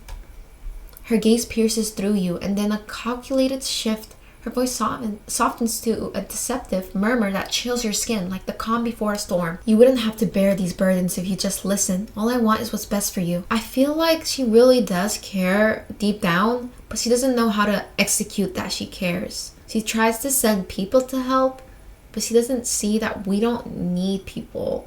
Like strangers, like genuine strangers at our door. We need therapy. The room feels as if it's closing in, shrinking with every word that slips from her mouth. It's too much. Your sanity slowly slipping. Oh my god, I forgot. We gotta get our sanity up. Your heart slowly pounding against the pressure building in your chest. What? Oh my god, it's going down more. The constant urge for you to give in, to surrender, and only to quiet her voice. It's still going down. We're going crazy. I can't take this. I don't know what to do. Your mind reels, clouded by anxiety as her word echoes around you. The pounding in your chest grows stronger, threatening to overtake your last bit of composure. And And despite your visible displeasure, your mom keeps speaking, her voice constant assault against your thoughts. You almost break down as your mother's words ring in the background. There you go again. Are you going to say something, or are you just going to sit there? She waits, her gaze piercing, expecting you to respond. What are you trying to pull? Don't just stare blankly at me. Her face hardens, her gaze latching onto you, expectant, demanding more. Girl, you're lowering our sanity. Your grip falters, nearly slipping entirely when suddenly a voice, soft and unfamiliar, echoes in your mind, cutting through the clamor. You don't have to do this alone. Your eyes gaze over to the phone in your hand. You don't have to deal with her ramblings alone. Yes, you can always get help. I'll have to call someone, but Ryota's nowhere nearby, and Haruki, who knows where he is right now? Ren could be an option, but he's hardly the type to calm things down. True! Did we forget that Ren literally grabbed him out and started beating the person, the drunkard? If no one's going to get here right away, then I'll have to keep her distracted until they do. But who should I call? Call Ryota so we can witness how our mom acts? Call Haruki or call Ren? I want to call Ryota so he can witness our mom and be like, wow, maybe she wasn't like the type of person I idolized. I'm gonna call Haruki because he is the one that I'm aiming for. A melody game. A rhythm game. Up. What happens if I fail? Do I not call Haruki? Does my phone like die? Will this help us get our sanity up too? Up. Okay, a 72. That's not too bad, right? I got it like the suffocating silence following each of her accusations presses down on you, urging you to respond, to appease her, anything to relieve the tension mounting in the room. Your thumb hovers over your contacts, finally landing on the familiar name, Haruki. Should you really call him? You're not sure what he could do, but if your mother believes in him enough to hire him, it's worth a shot. You quickly type out a message and hit send, your heart racing as you wait for a response. Is her mom gonna yell at us for texting while she's yelling at us? Because I feel like she'll do that. Haruki, I really need you to come over. It's my mother and I can't seem to get through her. Maybe you could help. Just as you're about to set your phone down, your mother's sharp voice slices through the air. I knew it. I'm speaking to you and you're using your phone in front of me? How dare you! You hesitate, caught between frustrations and the desire to keep the peace. But the bitterness slips out before you can think better of it. I'm texting the exorcist you hired. Perhaps he can do something about all the religious nonsense you've been spouting. Her expression shifts, disbelief morphing into indignation as her eyebrows arc. You're bringing him up now? This isn't about him. This is about you and your unwillingness to accept the solution I provided. You take a deep breath, the rising tide of anger in her voice only fueling your resolve. Well, I'm utilizing one of them. You provided the solution after all. Her face reddens as her frustration mounts, her voice a mix of anger and expression. Why is she mad that we're using something she gave us? Isn't that why she was mad in the first place? She's like, you're not letting me help you, so you're using something that I sent to help you? Don't get mouthy with me. This isn't about him or your so-called supernatural problems. So she doesn't believe in my supernatural problems, but she believes in the cults. You take a deep breath, trying to maintain your composure as you lock eyes with her. Mom, please, just hear him out. He might have some insight, and that could actually help us. You hired him for a reason, so let him do his job. You? Fine. You want to drag an outsider into this? So be it. But don't think for a second that this absolves you of your responsibilities. You dragged the cults into this. What the heck? You feel a moment of relief wash over you, but it's quickly overshadowed by the rising tension in the room. You return your attention to your phone. This has Haruki's cheerful text appear. Absolutely, dear client. I will bring my expertise to the rescue. Aren't you sweet? Even if my interpersonal skills are about to be polished as a rusty doorknob, I promise I'll give it all. I'll give it my all for you. Just hold it tight. I'll be there faster than you can say. Mommy issues. Oh my god. Oh my god. But I can tell he probably has family issues too, so... His jovial tone makes you smile despite the tensions, and for a moment, you feel a flicker of hope as you picture him bounding through the door with that trademark exuberance. The air thickens with tension as your mother processes your reply, and you can feel a spark of defiance brewing within you. Now you just need to keep calm until he arrives. Maybe one more song. A song? Oh my god. I do love music.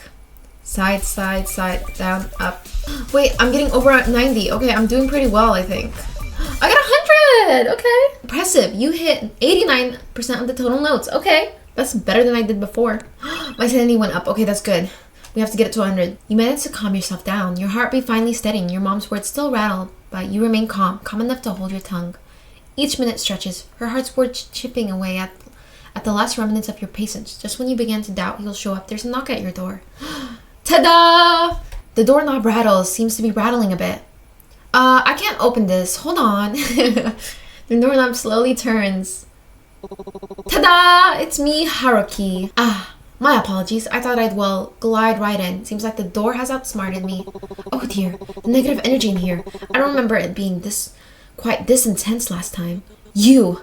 Finally, I hired you based on the recommendation of someone I hold in high regard, but your lack of results is starting to make me question your competence. Look at my daughter. She's as disobedient, as stubborn, and as hysterical as the day I first brought you here. Aren't you supposed to? Before she could launch into a full tirade, Haruki raises his finger close to his lips, shaking his head with a slight knowing smile. His eyes are firm. Hold it together. To your surprise, he pauses. Taken back, she presses her lips together, clearly not used to being interrupted so directly. I feel like she has a lot of influential power then. Is she like a rich woman? With respect, ma'am, your daughter isn't the problem here, and even if she were, my qualifications don't exactly include a psychology degree. Yeah, she needs therapy. But I do happen to be well versed in all the things spiritual, which is why you hired me. He straightens, his voice calm yet commanding. As I see it, there's a flow of negative energy re-entering the space. I apply the spiritual bandage of sorts, but even the best bandage is only strong as the adhesive it's given. You get to the point already. What I mean is this, negative energy has a way of seeping back in. I can perform as many rituals as you like, but without support from the host, what I do won't have a lasting impact. Are you saying I'm not supporting my own daughter enough? This is my doing? Sounds like it. Okay, Ryota.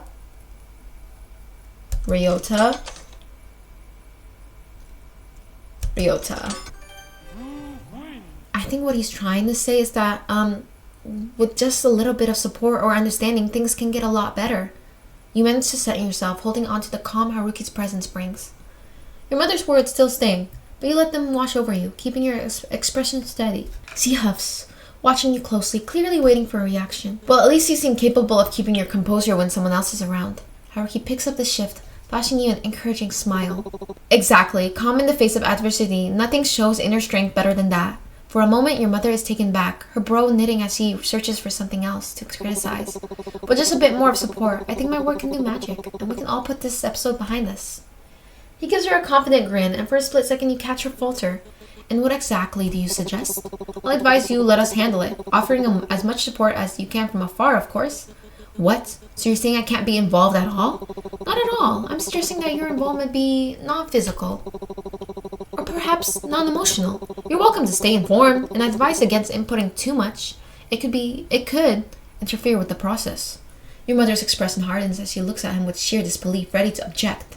But Haruki's gaze sharpens, his voice dropping low and steady, so quietly that you almost miss it. The elders have vouched for me. Let me do my job. Fine. But don't think I'll just sit back in silence. This is my daughter, and I'll speak up if I need to. The serious glint in Haruki's eyes fades as he beams his usual grin. Absolutely! Your input is very, very important. You can see her bristle, her lips twisting as if ready to argue, but she holds back. With one last glare, she snatches her purse and mutters bitterly, You'll regret this. As she leaves, Haruki turns to you, tilting his head with an amused glint in his eyes. Well, I'd consider this a case closed. You sigh, shaking your head. She won't let this go so easily, She'll definitely come back. I think I gave her enough to consider. She'll probably hold back, at least a little. But what was all that talk of elders? Don't tell me you're part of some religious sect too. He flashes you a playful, almost innocent look as he turns slightly away. Well, every mysterious and charming entity such as myself needs a secret backstory. You pause, feeling a flicker of curiosity along with a touch of wariness. I wonder what his backstory is. I'm kind of interested now. There's so much about Haruki that remains a mystery. So many pieces you aren't sure you're ready to uncover. I love mysterious men. But before you can even form the words, he turns, sensing your unspoken question. I know it must be hard to trust me when there's so much I can't explain. Someday I'll tell you everything. But for now, I just hope I've done enough for you to trust me just a little. Please. His voice softens and something unreadable flickers in his gaze. A depth he rarely lets slip. Just as you open your mouth to respond, he turns away, his shoulder drawing in slightly as if shielding himself from whatever you might say. You recognize the gesture all too well. It's the same way you guard yourself, bracing against answers that might cut too close, holding your breath for what you may never say. And in the shared unspoken moment, you wonder if he knows how much of himself he's revealed without a single word. And remember, You don't have to do this alone. I may not be the best at dealing with anything outside my spiritual duties, but for you, I try anything to make things easier. He likes us. He has a crush on us. I can tell this is forming emotionally bonding. I like this. He also said we don't have to do this alone, which is something in our head that told us we don't have to deal with this alone. So he repeated that sentence. Are you saying that as someone as my mother hired or as someone who cares? He gives you a sad, knowing smile followed by his usual cheeky wink. But there's a warmth behind it that feels different this time. Hopefully today's proof is enough. You'll never have to face this alone, not if I can help it. As he finishes, a soft chime for one of his trinkets echoes in the air, a gentle lingering sound that cuts through the tension and leaves a calm in its wake. In that moment, something shifts, a quiet realization settling within you. Haruki is strange, loud, showy, no doubt about that, but he's also kind, and in his kindness, you sense a hidden fear, a vulnerability he tries so hard to mask. Perhaps in this way, you hadn't noticed before, you and Haruki are more alike than you realize. We're trauma bonding! I'd say the same to you. I only wish that I could help you too. Haruki pauses, clearly caught off guard by your warmth. A small smile curves his lips before he slips back into his usual playful charm. My dear client, your very presence is a soothing oasis in the desert of my life. Oh, I love this. With that, Haruki launches into another of his flamboyant monologues, every word layered in theatrics. After a few more lighthearted lines, he bids you farewell with an exaggerated bow, leaving you to wonder which Haruki lingers in your mind. The bold, larger-than-life gesture, or the rare, gentle presence that emerges when his guard slips. Our sanity went up by 5. Sanity increased and affection with him increased too. Yes! Okay. The window. Oh, what the hell was that? The window remains open, but this time there's no cotton candy smell. I love cotton candy. It's true classic horror movie fashion. Do you keep the window open? Wait, did I miss something? History? Oh my god, so my game crashed. My game crashed and I didn't save. So I'm literally gonna have to start all over. I'm literally gonna die. Oh my god. Wait, there's automatic saves. There's automatic saves. Thank God for automatic saves. Oh my god, thank you. Thank you, automatic saves. Oh my god, I'm so glad. Okay, so which one is the one? I think it's this one. Alright, so I'm gonna skip. In the classic true horror movie fashion, do you keep the window open to check if he's okay just in case it's a neglected child? Or do you pretend you saw nothing and close the window? That is so creepy. Yes? Hey kid, it's late. You should head home soon. Oh my god! Please let me in. No, go away! Go away! Go away! It's so cold out here. Please. What the? Oh my god, go away. Just like that, whatever was outside the window is gone. The spot where it had been moments ago is now empty, swallowed by the night. No footsteps in the frost, no shadows in the dim glow of the street lights, just silence. Nobody told me there was gonna be jump scares or whatever that thing was. We're going to see Kazuki. Listen, we didn't give him anything, huh? The air around the shrine feels oddly. Work was tiring today. I'm sorry, Kazuki. I'll do what I can. They're all cleaned up. Perhaps some incense from the temple would help you feel better. Oh, but I'll have to get it for you next time, okay, Kazuki? I really wish I could, but it's late. Oh, we didn't get him any incense. I'm gonna go raise our sanity because we're literally going crazy, and that ghost lowered my sanity. It's like music. Oh, there's a new one, Smog. We're gonna go easy. We're gonna go easy because I'm a wimp. Okay. Is it gonna crash on me again? Please don't crash on me. Impressive. You have hit 90% of the notes. Oh, that's impressive. You finally entered your bedroom and switch off the lights, but they flicker and sputter before finally surrounding to the darkness. Slipping beneath the covers, you hear the quiet hum of the pipes, a low rush of cars in the streets, and the usual footstep of neighbors from above. But tonight, the footsteps multiply, a growing thump that becomes heavier, faster. You start to wonder if there's something else. With a glance, you place your phone nearby, fingers itching for a quick call if needed. But eventually, sleep overtakes you. Kazuki. In the depths of the night, you dream of Kazuki. In a dim of hazy scene, he talks about his fascination with collecting insects. I hate bugs. The image, though, grow clearer. Beetles, cockroaches, or is it something different? Ew! Beetles, cockroaches, ew! Something is sinister. Its body shaking around the room, like creatures that beyond your reach. You search almost desperately, trying to find its name, but it slips away, elusive, lost in fog of your dream. What are you doing? Oh wait, why is he kind of fine in this? It seems though the tapestry is finally unraveling itself. Are you Kazuki? Because you're kind of fine. Even though I can't see your face. The key players have already made their first move. Is it the male leads? Though some have moved quicker than expected, others still hesitate as time waits for them. Who's hesitating? I wonder what your next move will be, my dear princess. Is that one of our love interests? He's kind of fine. Molting from the shedding scrim, it claws to life from death within. Survival's call a twisted creed, the ancient curse reborn to feed. Oh my god. Wait, that was rhyming. That was poetry. I liked it. 10 out of 10 for the poetry. Day 4! Oh wow, I didn't know the demo had 4 days already. You wake up to the familiar buzz of your phone. A few messages from your mom light up the screen. The first one featuring a painfully outdated gif of balloons and glitter text. Aw, happy birthday. Happy birthday, Barry. I'll be dropping off a cake later. Make sure you finish it off by tonight or it goes stale. Have a good day. Aw, our mom loves us. Sometimes. Yes, a classic from your mother. Equal parts affection and command. It's almost slipped your mind it's your birthday today. Oh my god. You're turning XXX. The number seems to glitch in your mind, like a censored secret the universe refuses to acknowledge. Or maybe you're just repressing it. Why? Maybe this year your birthday wish will actually come true. What did we wish for? Maybe your mom will finally listen to you, hear you out, let you breathe without the constant pressure of her expectations. Oh my god, if that's our birthday wish, I feel bad then. Maybe today will actually be a good birthday. Just kidding. Oh, that's so sad. Oh, you already know how it's going to end. Oh well, no point in dwelling on it. You'll deal with that with all that after work. Hey Barry, happy birthday. You're pretty old, huh? A colleague, yep. Haha, yeah. Whoa, I heard from Tanaka-san that it's your birthday. Must suck having to spend it at work, huh? Well, that's just life. Haha. I don't know how many more hahas I have left in me. By mid-afternoon, it's clear that today is just another work-filled birthday. The highlight of the day, a hefty stack of monthly reports unceremoniously dropped on your desk by your boss, a truly unforgettable birthday gift. As you sift through the reports, a familiar voice calls out from behind you. Happy birthday! Ah, thank you, haha. You glance over your shoulder, offering a polite smile. You said that quite a few times today.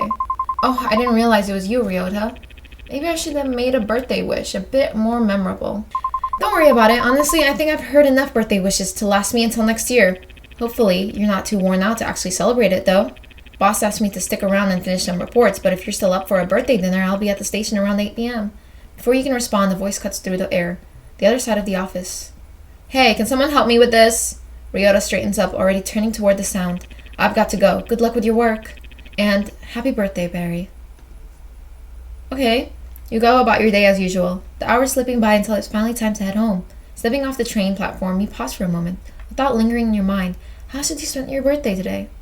Okay, so we gotta keep our sanity high. We gotta go get incense for Kazuki. And we gotta leave incense for Kazuki. Do our daily routine. Meet Ryota at the train station and celebrate your birthday at home. Okay, so we have our plans. Oh, this helps us higher our sanity, no? I'm out of coins. Maybe I'll come and pray tomorrow instead. Oh, girl!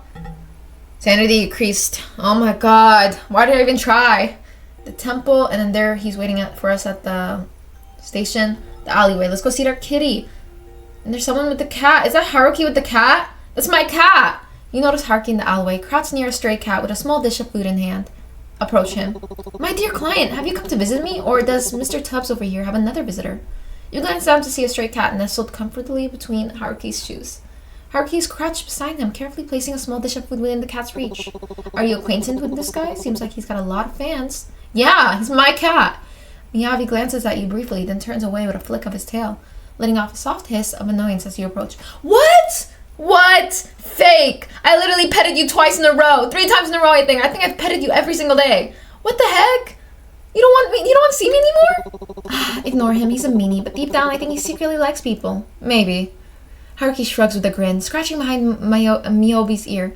Unfazed by the cat's attitude. You seem to know him pretty well. Did you just name him Mr. Tubbs? What are you doing out here? The cat, like, standing out in the whole frame is kind of funny to me. Did you name him Mr. Tubbs? You seem to know him pretty well. What are you doing out here? Let's ask him what he's doing. What are you doing out here? I heard the siren call of Mr. Tubbs and couldn't resist answering with a gourmet offering. So you are his butler now. Aren't we all just humble servants in the grand empire of cats? They rule with an iron paw and a soft purr. Oh my god. He gestures to the stray cat, who seems entirely indifferent to the conversation as he enjoys his meal. But really, I'm just taking a break from work. Spending time with this little guy has become a sort of ritual for me. He was my cat first.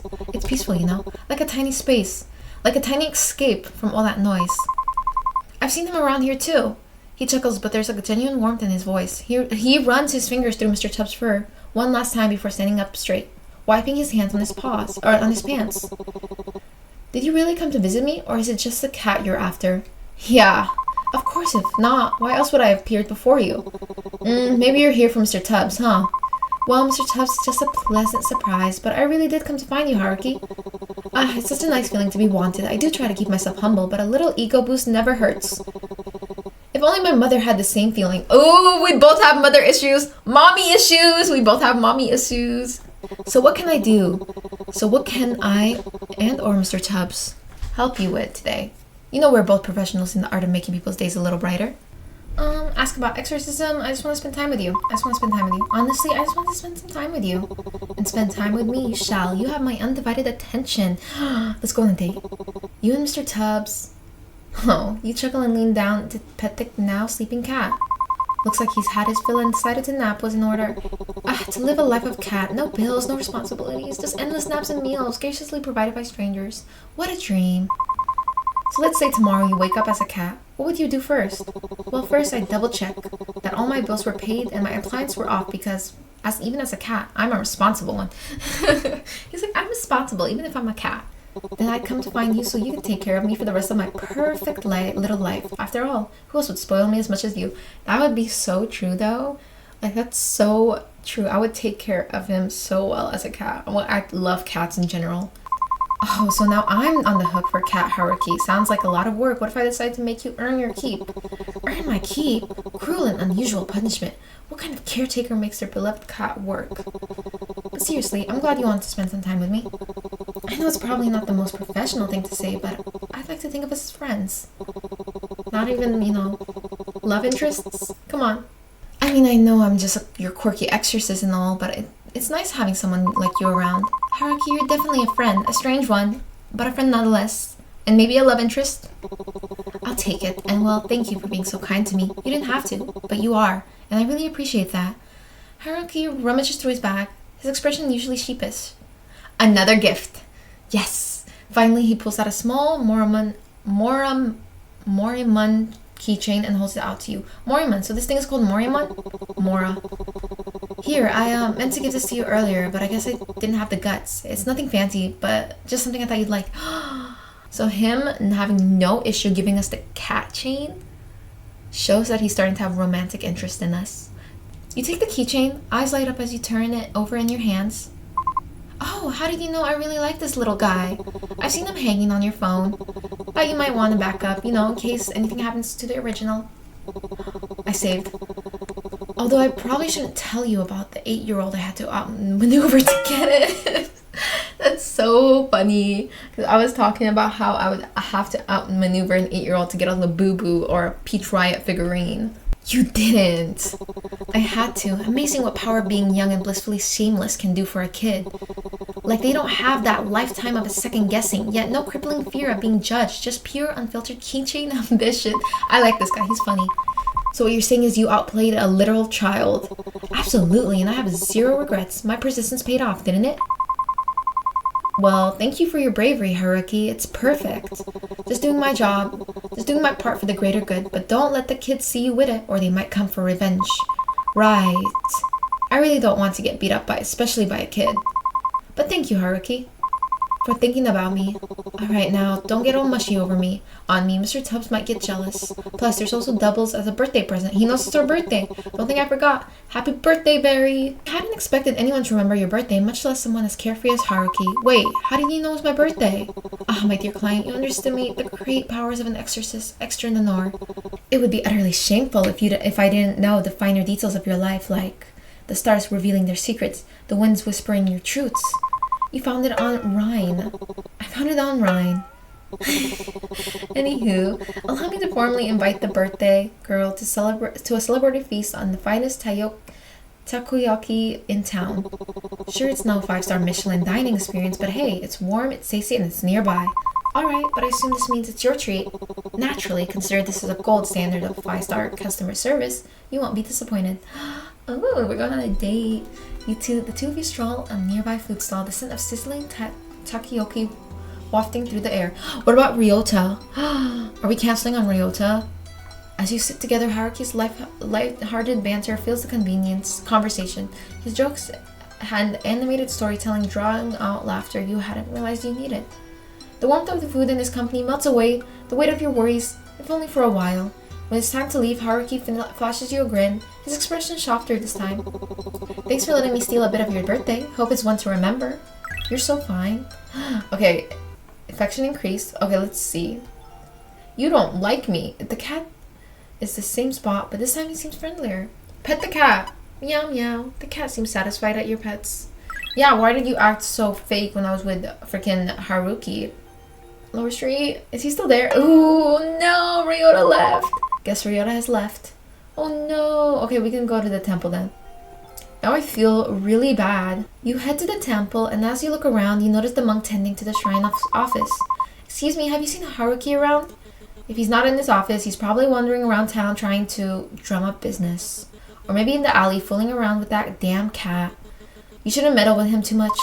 Why? Other than the obvious reasons? Because once he latches onto you, he doesn't let go. His persistence is relentless. The monk hesitates, his gaze darting around to ensure no one is listening when he speaks again. His voice is barely above a whisper. Look, miss. I know you and he share a bond of some kind. You seem like a kind soul, but there's a shadow that follows him. I've seen what happens to those who stay too close. Nothing good ever comes of it. I trust Haruki. I trust him. Trust? That's not given lightly. He must have done something remarkable to earn yours. Though I can't help but question both what he did and your judgment. Haruki's a good person. I can tell. Good people often mean well. I'll admit that. But even the best intentions can lead to disastrous outcomes. You can't possibly ignore that possibility. Regardless of what you think, I still trust him. It seems no words of mine will sway you. Very well, just be careful, miss. The world is rarely kind to those who trust so easily. Please, take care of yourself. The monk seems to have good intentions. Right, I had better go get Kazuki's incense while I'm here. Affection with Haruki has increased. It's really late. I better head home before mom gives me a mouthful. Upper Street, can I go visit the sweet shop? The store is closed today. It seems Abba-san is taking a well-deserved break. Good for you, Abba-san. Yes, it's really late. I better head home before mom gives me a mouthful. It looks like Abba-san is close to the MC. What about Ren? Let's go check on Ren. You knock on the door, but there's only met back with silence. It's really late. Go home. You step in your home, greeted by an eerie silence. In the dining room sits a small cake, meticulously decorated with pastel icing. That looks really good though. And no rest besides it in your mother's familiar handwriting. Eat this, all of it. It's good for you. That's not, how strange. She's being nice, that's not normal. A strange unease prickles at the back of your mind, and you sit down angry, carving a cautious slice and taking a bite. Did she drug that cake? Oh my god, if she put something in that cake, I'm gonna not be surprised. It tastes okay, something's wrong, something's weird. At first it was a sweet, soft sponge with a hint of vanilla, but then something foreign grates your tongue. Uh-oh. You pause, your stomach tightening as you pull the bite from your mouth. Revealing long strands of hair tangled in the frosting. Oh my god, I would literally vomit. I cannot stand hair in my food. Literally, I will not eat for the rest of the day if there's hair in my food. What the hell? Did mom poison me? You run to the sink, spitting it out, gagging, but it's as if your body has already decided to reject more. A sudden heat forces you into the sink as bile rises uncontrollably. What's happening? Must get it out. Must get it out. What? Must get it out. What's happening? Must get it out. You continue to vomit, various substances escaping your lips. Your lunch from today, spit and stomach acid and ew. More hair? What's happening? Ew. Get it out of me. Get it out of me. You clutch the edge of the sink, trembling as more hair spills from your mouth, clinging to your lips like something alive. The tang of stomach acid burns your throat, but the follow sends cold terror coursing through your veins. Chunks of meat, raw and glistening, hit the sink with wet, sickening splats. You try to catch your breath, but another wave overtakes you. I lost my appetite. Your body convulses, bringing up more and more hair, bits of undigested food, and then teeth. Jagged yellow teeth rattling against the porcelain basin. Maybe you're hallucinating again, but you think maybe this isn't real. The This isn't real. This might be real. The sensation, the heaving, the burning bile, the slick muck sliding from your mouth, it's too vivid, too visceral. Ew! The grotesque parade of horrors continues spilling from you like cursed fountain. Like a cursed fountain. I said fountain. Each retch leaves you weaker, yet the torrent doesn't abate. As your trembling hands clutch the edge of the sink, you dare to glance at the carnage below, and then you see it. Ew! What is that? Amid the hair and bile and unidentifiable chunks, something small and malformed shifts. It's pink and slimy. It looks gross. It's like a ball of meat, alive. It expands and deflates ever so slightly, almost like it's breathing. Ew! What are some of the chunks with teeth and what seems like an eye staring back at you? I vomited a damn eye. You can't seem to form the words that to even begin to describe the horror that you've produced from the depths of your throat. What's happening? This isn't real. Haruki, where are you, dude? What? Grabbing the faucet, you turn it to a full blast, desperate to erase the nightmare. Water gushes down, carrying clumps of gunk with it, but the sink quickly clogs. The fetid water pools around the mess, rising in defiance of your efforts. Frustration boils over. The bristles bend and snap as you shove harder, muttering through gritted teeth and then shouting, "Go down already!" Each shove is punctuated by your screams, your voice hoarse and cracking. The sink gurgles as a bit of the gunk slowly spirals downward, disappearing into the pipes. Ew! That's a hand. Finally, the water drains, leaving a basin empty except for a lingering streak of slime. The slime or a hand. You stand there, panting, your knuckles white as you grip the edge of the counter. The silence that follows is deafening, broken only by your ragged breathing. And then you hear it, faint but unmistakable. A soft, pitiful cry. You stumble back from the sink, your legs shaking uncontrollably, and you collapse into the floor. Hot tears stream down your face as you grasp for breath, the sound of your own ragged sobs filling and suffocating the silence. I didn't mean for this to happen. Please forgive me. I'm sorry. I'm sorry. I'm sorry. I'm sorry. I'm sorry. I'm sorry. You clap your hands together so tight until the knuckles turn white, and you pray fervently to anyone or anything that will listen to your cries. Please, please forgive me. Kazuki, I'm trying. I swear. I'm trying. I'll find out who did this to you. I'll make them pay. Just please, please don't hate me. You moved on? Kazuki? I'm sorry, please. I'm doing my best. I'll avenge you, I swear. You moved on? How could you? You moved on? Already? No, I didn't. You're a liar. You already forgotten me, cheated on me, like none of it mattered. Liar, liar, liar, liar, liar, liar. No, that's not true. We weren't even really married. You know that. It wasn't real. Not real? Then what were we? Nothing? A lie? Is that what I was to you? Cheater! Ooh. No, I'm not. Not what? You feel a gentle tug on your sleeve as you turn. The familiar glint of light bouncing off crimson-tinted glasses catches your eyes. It's Haruki. I sense a powerful spiritual presence radiating from the area, something I simply couldn't ignore. I rushed here as quickly as I could, but it seems things escalated. Are you alright, my dear client? You're not okay. Your breathing is uneven, and your hands are trembling at your side. My hero. My Prince Charming is here. You're the furthest thing from okay right now. No. The cake. The hair. The things that keep happening. No, I'm not okay, Haruki. None of this is okay. It's getting worse. All of it. The things I'm seeing. The sounds in my head. It's like I can't escape it. No, I'm not okay, Haruki. None of this is okay. It's getting worse. All of it. The things I'm seeing. The sounds in my head. It's like I can't escape it. Haruki steps closer. Concern etched on his face. Maybe this is my fault. Maybe I did something to deserve all of this. The noise starts creeping in louder and louder, like static cackling through your thoughts. You clutch your head trying to push it out, but it only gets worse. I can't take this anymore. Before the panic overtakes you completely, Haruki grabs you firmly by the shoulders. His voice cuts through the storm in your mind, steady and grounding. Hey, look at me. It's okay. It's not your fault, alright? None of this has ever been your fault. You're trying and you're doing everything you can. For a moment, his words give you pause. But then the frustration boils over, sharp and hot. Everyone keeps saying that it's not my fault, that I'm doing my best. But bad things keep happening, Haruki, over and over again. What's the point? What's the point of trying when nothing ever gets better? You asked me before why my arms are littered with spiritual talismans. Well, each one of them wards off a spirit from a botched exorcism. Huh? After my first failure, I thought I'll grow, I'll get better. But then I messed up so badly that I can't even think about it without feeling the same guilt all over again. His gaze meets yours, and you notice something in his eyes. A flicker of understanding that feels achingly familiar. Trauma bonding! And the worst part, the bad things didn't stop after that. They kept coming. They keep coming. There are days I feel useless, like nothing I do will ever make up for what I couldn't fix back then. But even if one small thing I do now can help it, if it can make someone's day just a little bit brighter or ease their pain even for a moment, then it was worth it. And I hope that you can feel the same way someday. Because no matter how dark it gets, the fact that you're still here, still fighting, it matters. His gaze flickers over you, taking in the chaos around you with a sharp intensity. After a brief pause, he reaches out, taking your hand gently in his. Turning it over, he holds it before him, his eyes narrowing as he studies your palm with a quiet focus. I'm late again. I'm sorry. I tried to hold it back. I need more time, but I wanted to keep you out of this.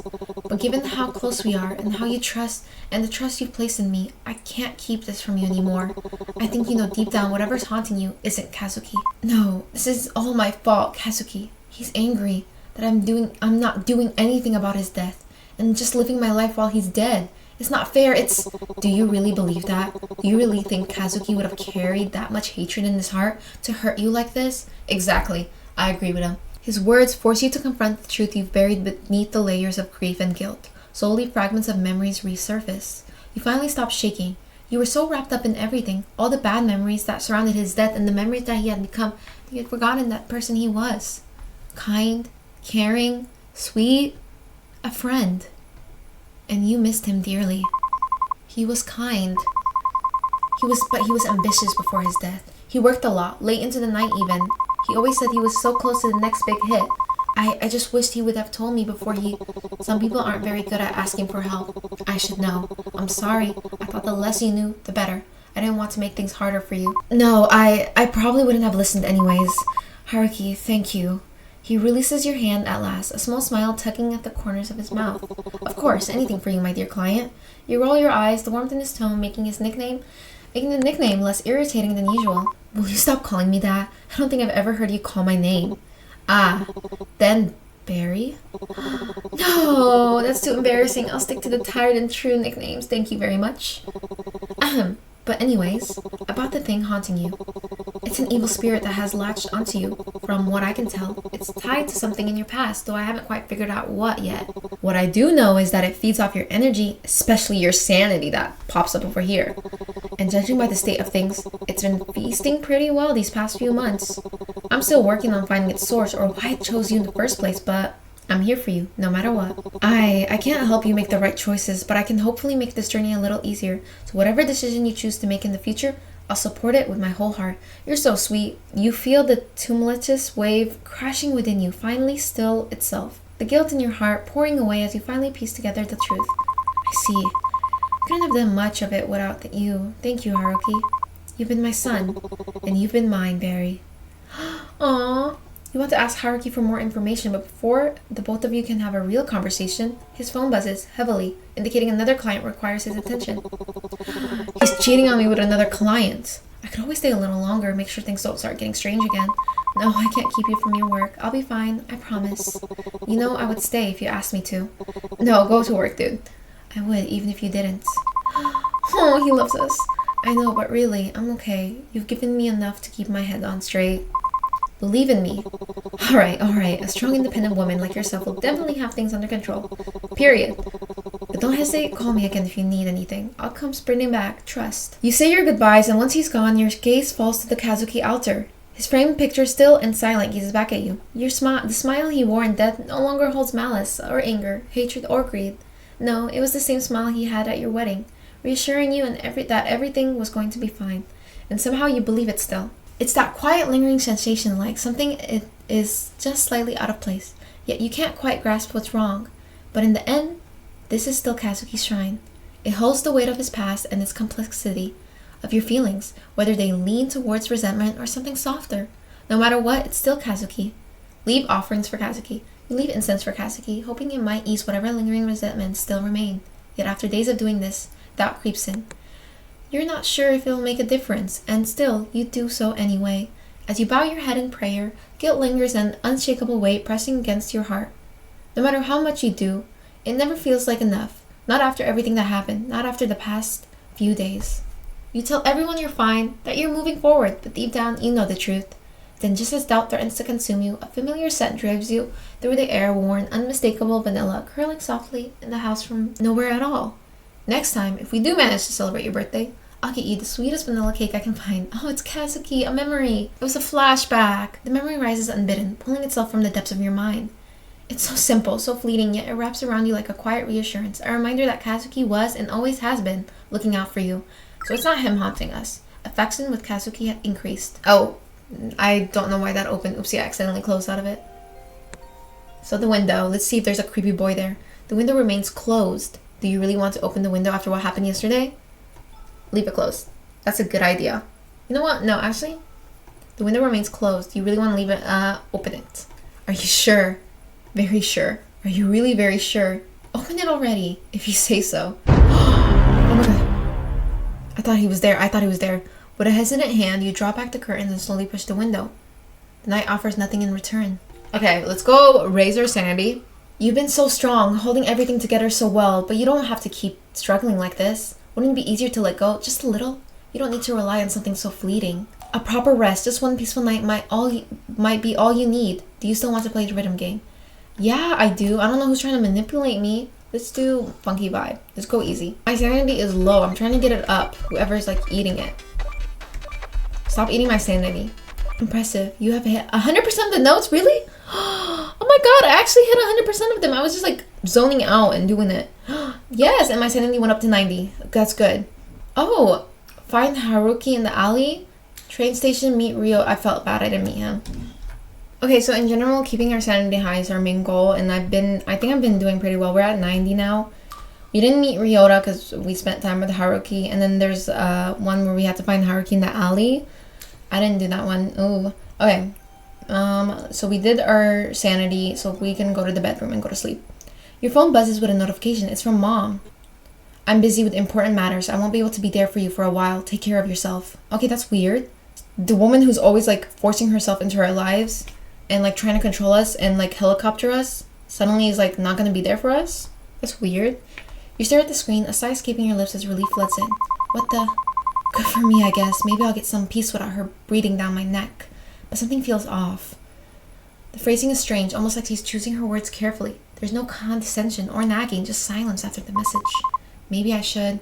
You stare at the message thread, your thumb hovering over the keyboard. A simple "Are you alright?" forms in your mind, but something stops you. Memories of her constant control, her overbearing presence flash through your mind. No, she doesn't need that from me. Not after everything. Ooh, I feel like we might regret this in the future. Instead, you type out a single word. Okay. You hit send and lock your phone, tossing it aside. For once, the silence feels like it's yours to control. Ooh! Oh wow, is that us? Oh, the funny thing about curses, we are cursed. They have a way of sticking around, don't they? Once upon a time, back in the era when lords were powerful, and spirits were just as real as the air we breathe, there was a tale that began with a powerful man and a simple girl. They weren't supposed to meet, much less fall in love. Oh my god. The girl had a way of drawing people in. Are those... Even those who we should know better couldn't help but get caught up in her orbit. Wait. And where sorrow lingers, darker things are never far behind. Drawn by her, but by the quiet ache clinging to the ones around her. Drawn not by her. Despite everything, she had to protect them. So she made a sacrifice, what meant to save everyone she cared about. Oh my god. But sacrifices like that come with a price. In her final moments, a wise was forced. Something simple, something all too human. But even the smallest wishes can have powerful consequences. And so, a curse was born. One that tied her to the fate of those around her. One that tied her fate to those around her, locking them all in a cycle that couldn't be escaped. Not until she made a choice. Not until someone was brave enough to break the pattern. So here we are, curses, gods, ghosts, and a whole lot of unresolved tension. But hey, no pressure in the end. It's all about who you choose. No big deal, right? I think that's the end of the demo. But that was yeah, that was the end of the demo. Okay, I'm gonna let the credits play, because this was really good. I really like this game. Surprisingly, it looks like I was right. There is a past life, and this is a curse from a past life. So her choices from her past lives are haunting her right now. So we're trying to break that cycle is what our goal is. And I'm assuming there's going to be a good end and a bad end and multiple endings. So that's so exciting to see. So far, I really like this game. It's super interesting. I'm probably going to do... It's so interesting. So I'm probably going to do a route for Haruki when the full game comes out. And if other people want to see different routes, please let me know in the comments below, because I love visual novels and I don't mind. If there's any other games you want me to play, leave it in the comments below. And thank you so much for watching, and I'll catch you all in the next video. Bye! And this was Lovers Enigma.